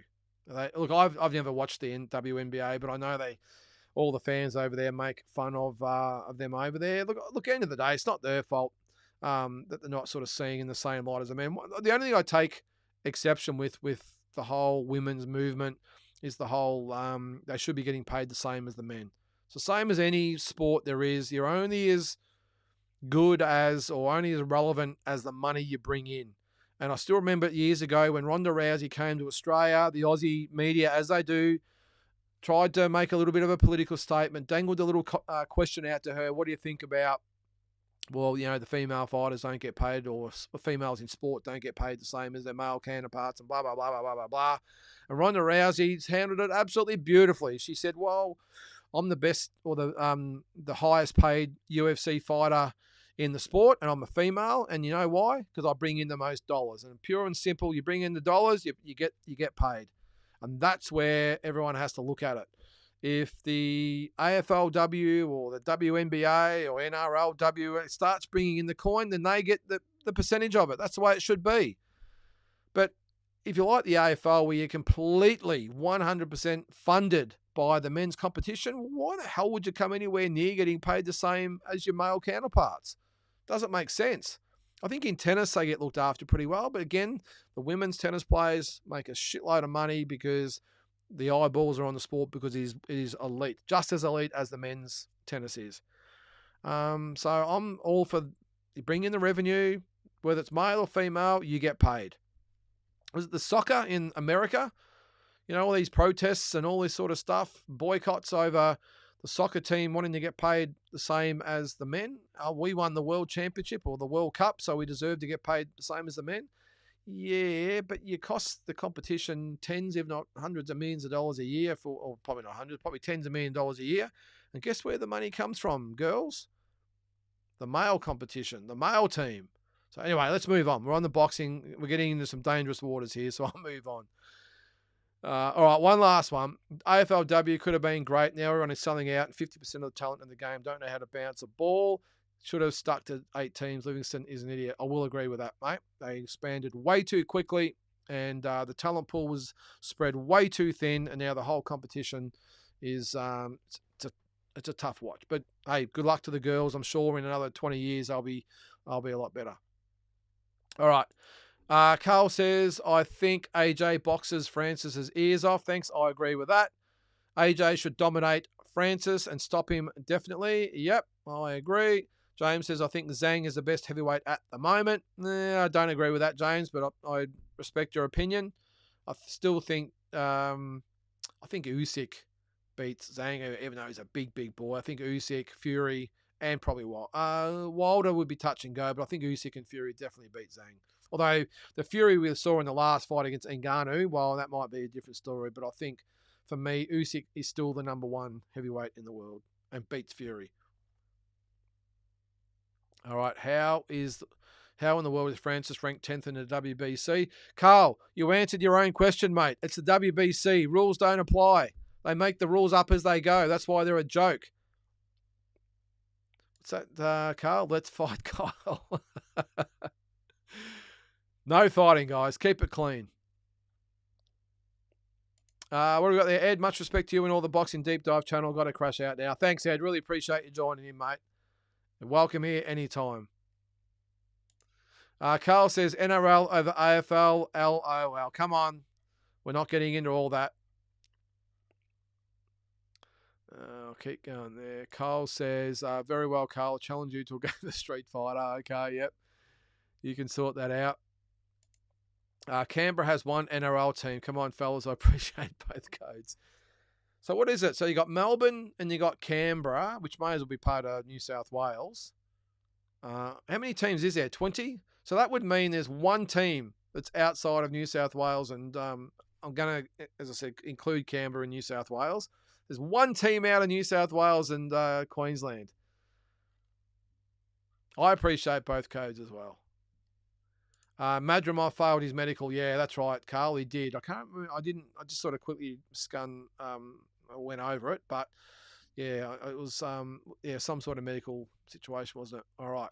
Carl also says Bud only wants huge fights, nothing else. He'll wait for Tim. Yep, that makes sense. Funny how no one rated Tim 12 months ago. Now he's the big dog at 154. Yes, it's amazing how quick the tide can turn, isn't it? Crawford is always a once-a-year guy of late, and hopefully we see it, no doubt. Zoo is going to destroy Keith and on to Crawford. Well, let's hope it all marries up there, Batman, that Tim gets past Thurman with a minimal fuss, no damage or whatever it might be, and he can fight. So it's March 30th, so it was like the end of July. That would probably make sense, or start of August. That would maybe suit the Crawford timeline of when he's going to fight. So maybe that's what's on the undercurrent at the moment that we're not necessarily sort of picking up, and maybe they're going to wait until after that fight, and we might have an announcement soon after that the next fight will be Crawford and hopefully Tim in July or August. Tim said the other day he would stop Crawford during a DAZN interview. I didn't see that, Batman, but if that is the case, I'll probably say to Tim, let's just pull it back a little bit. Let's just get through Thurman and worry about that. You're talking about the number one pound-for-pound fighter in the world. Let's get the Thurman fight under our belt and then worry about Crawford, I would think. Carl says Thurman didn't even know the glove size goes up at 154. I think Tim hurts that body till Keithy takes a knee and no mass. Yep, I agree with that, Carl. I think we could see a 9th, 10th, 11th round stoppage. I'm going to go for 11 rounds. 11th round stoppage. Combination of head and mainly body shots. Puts Keith down, takes a knee, and maybe gets counted out on his knee. All right, Jules. What have we got there? Tim will have to show something different to what we've seen until now, but he's a proven master at improving each fight. Thurman could be tougher than we think, but we are Zoo believers for a reason. Yeah, I think Thurman gives Tim a very, very tough fight or elusive type of fight, but I still think Tim has the tools to get the job done. I love Tim's comment to Oscar De La Hoya on Twitter /X saying he was like his ex-girlfriend, salty. Good comeback. It was. I give him heaps, mate. I've seen you on there, Carl. You're a menace on those American boxing sites, but I love it. All right. Batman, we've got about 6 or 7 minutes to go, guys, so I'll try and get through a couple more comments. Credit to both men. Fight was superb. Stoppage has caused debate, though. That's the Ford and...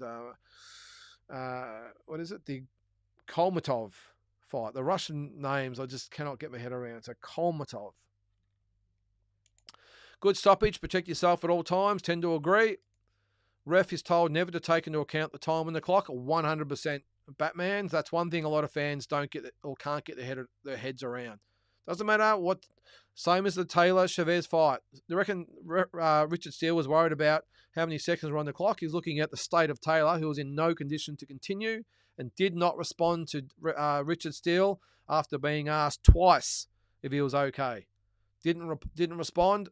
Richard Steele had no choice but to stop the fight. Carl says, rematch, settle it again. I bet Ford wipes the floor with him. Ford is very durable, a very durable guy with a chin. Certainly's got a chin on him. And I think he'd probably learn from that. Just a great fight. It's got to be a rematch for sure. Lopez totally outclassed him, waved to his family, then hit him with a flurry in the end and ended it. Okay, that was the support fight. Yep. Batman. Lopez looks sharp, as always, so unique and unusual in his movements. Him versus Nick Ball, if Ball wins Friday, is an amazing style clash. Even Brandon Figueroa or Espinoza or Ramirez, all amazing style classes. You know your boxing there, Batman.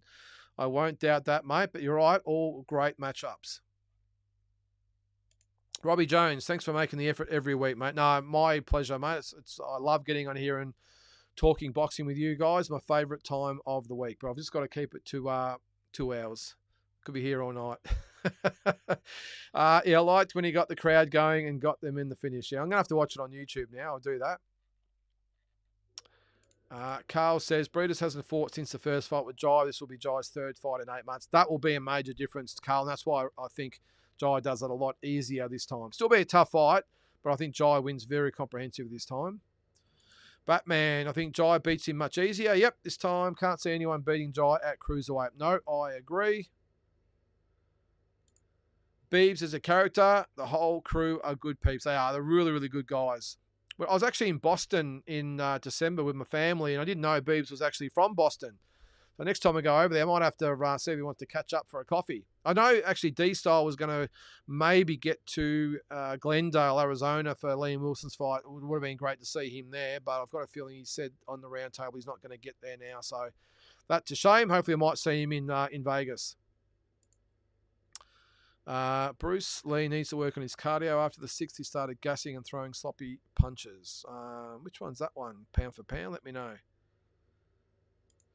Tommy, definitely be getting the watch along on Wednesday. Lynden, great idea. Thanks, mate. Well, it's not really my idea, but I'll take a bit of credit for it anyway. But no, it'd be great to have you along, Tommy. Anyone's welcome. There might be 3, there might be 30. I don't know, but either way, whoever's on will be watching it and commenting and everything else, and it'll just be another dimension to watching boxing, I suppose. I agree, Carl. Inoue is not leaving Japan. Did hear Inoue's going to fight in Saudi this year. Well, that might make sense because there's massive money over there. I think that's the only thing that gets him out of Japan. Maybe the States, but that's about it. Batman agrees. Inoue's never fighting in Australia. The media love it though, Batman. They get the slightest little tidbit thrown at them. And I know the promoters are behind it, by the way, but all of a sudden we've got all this big news. At one stage, Kai McKenzie was going to fight Lomachenko and just pie in the sky stuff. But anyway, the Aussie fight fans, they just eat it up. All right.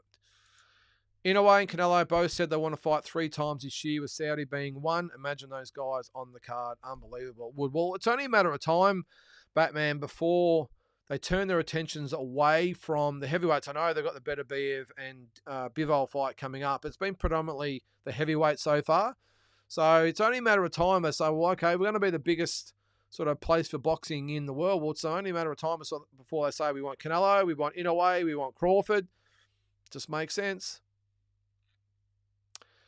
All right, Jules. Do you think Goodman has damaged his brand slightly with Aussie boxing fans? A slap on sleeves is wild and a bit unprofessional. No, I think they'll get over that. I'm more concerned the fact that he's taken the sleeves fight, to be honest, Jules. Actually, I don't really mind that he's actually taken the fight. It's the fact they've made it into a pay-per-view and a big event, and it's not. It should have been it probably could have been one of these Wednesday night, free fights they put on Fox, but for pay-per-view, absolutely not. So I'm a little bit pissed that he's fighting Schliebs. I don't think the slap thing is a big thing, Jules. Let's face it, most Aussies agree that sometimes some fighters need a slap, and Schliebs is probably one of those guys that might need a slap every now and then. I don't know. Anyway. All right, we'll do a couple more comments and I'll have to go. I've noticed only one of the last 4 top-ranked shows have been on Fox Sports KO compared to all past events. I noticed that as well, Caspar. It hasn't gone unnoticed. Do you know anything about why, or has it anything to do with No Limit? I don't think so, Caspar. I think it's had to do with just the timing. And I think on the weekend, the Teofimo Lopez fight was a Thursday night in the States, which meant it was a Friday here. Really odd time. And now that we're starting to get into the football and NBA and all that sort of stuff on Fox and everything else, and obviously the rugby on the weekend, I just don't think they could slot it in there. They didn't even replay it though, which pissed me off because they had the Inouye and Santiago, and then Nakatani Inouye fight on.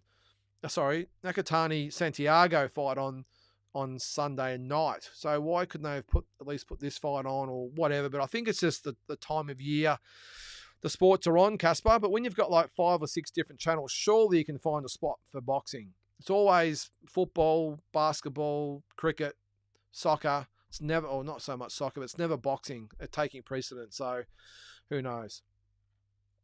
All right. I think that's going to be about it there, guys. I'll let you guys talk amongst yourselves. There's a few comments there. I apologise that I haven't got to them, but it's really past the cutoff point now. Got a few things to do after this, include eat. So I'll jump off. But guys, really been a pleasure as always. I can't believe that the 2 hours has gone as quick as it has. Next week, I promise I'll talk a little bit quicker or not spend so much time on one question, so I get through them all. But sometimes I get going and I can't stop, and I get on my soapbox and away I go. So guys, really appreciate you joining me. Make sure you log on Wednesday night, Melbourne time or Victorian time, 7:30 p.m. The Bilal Akaway and Reynold Quinlan card. The card starts at 7:30, so we may as well start from the get-go, and let's see what we can get up to. So look forward to seeing you then. Thanks again for tuning in tonight, and we'll catch you next time.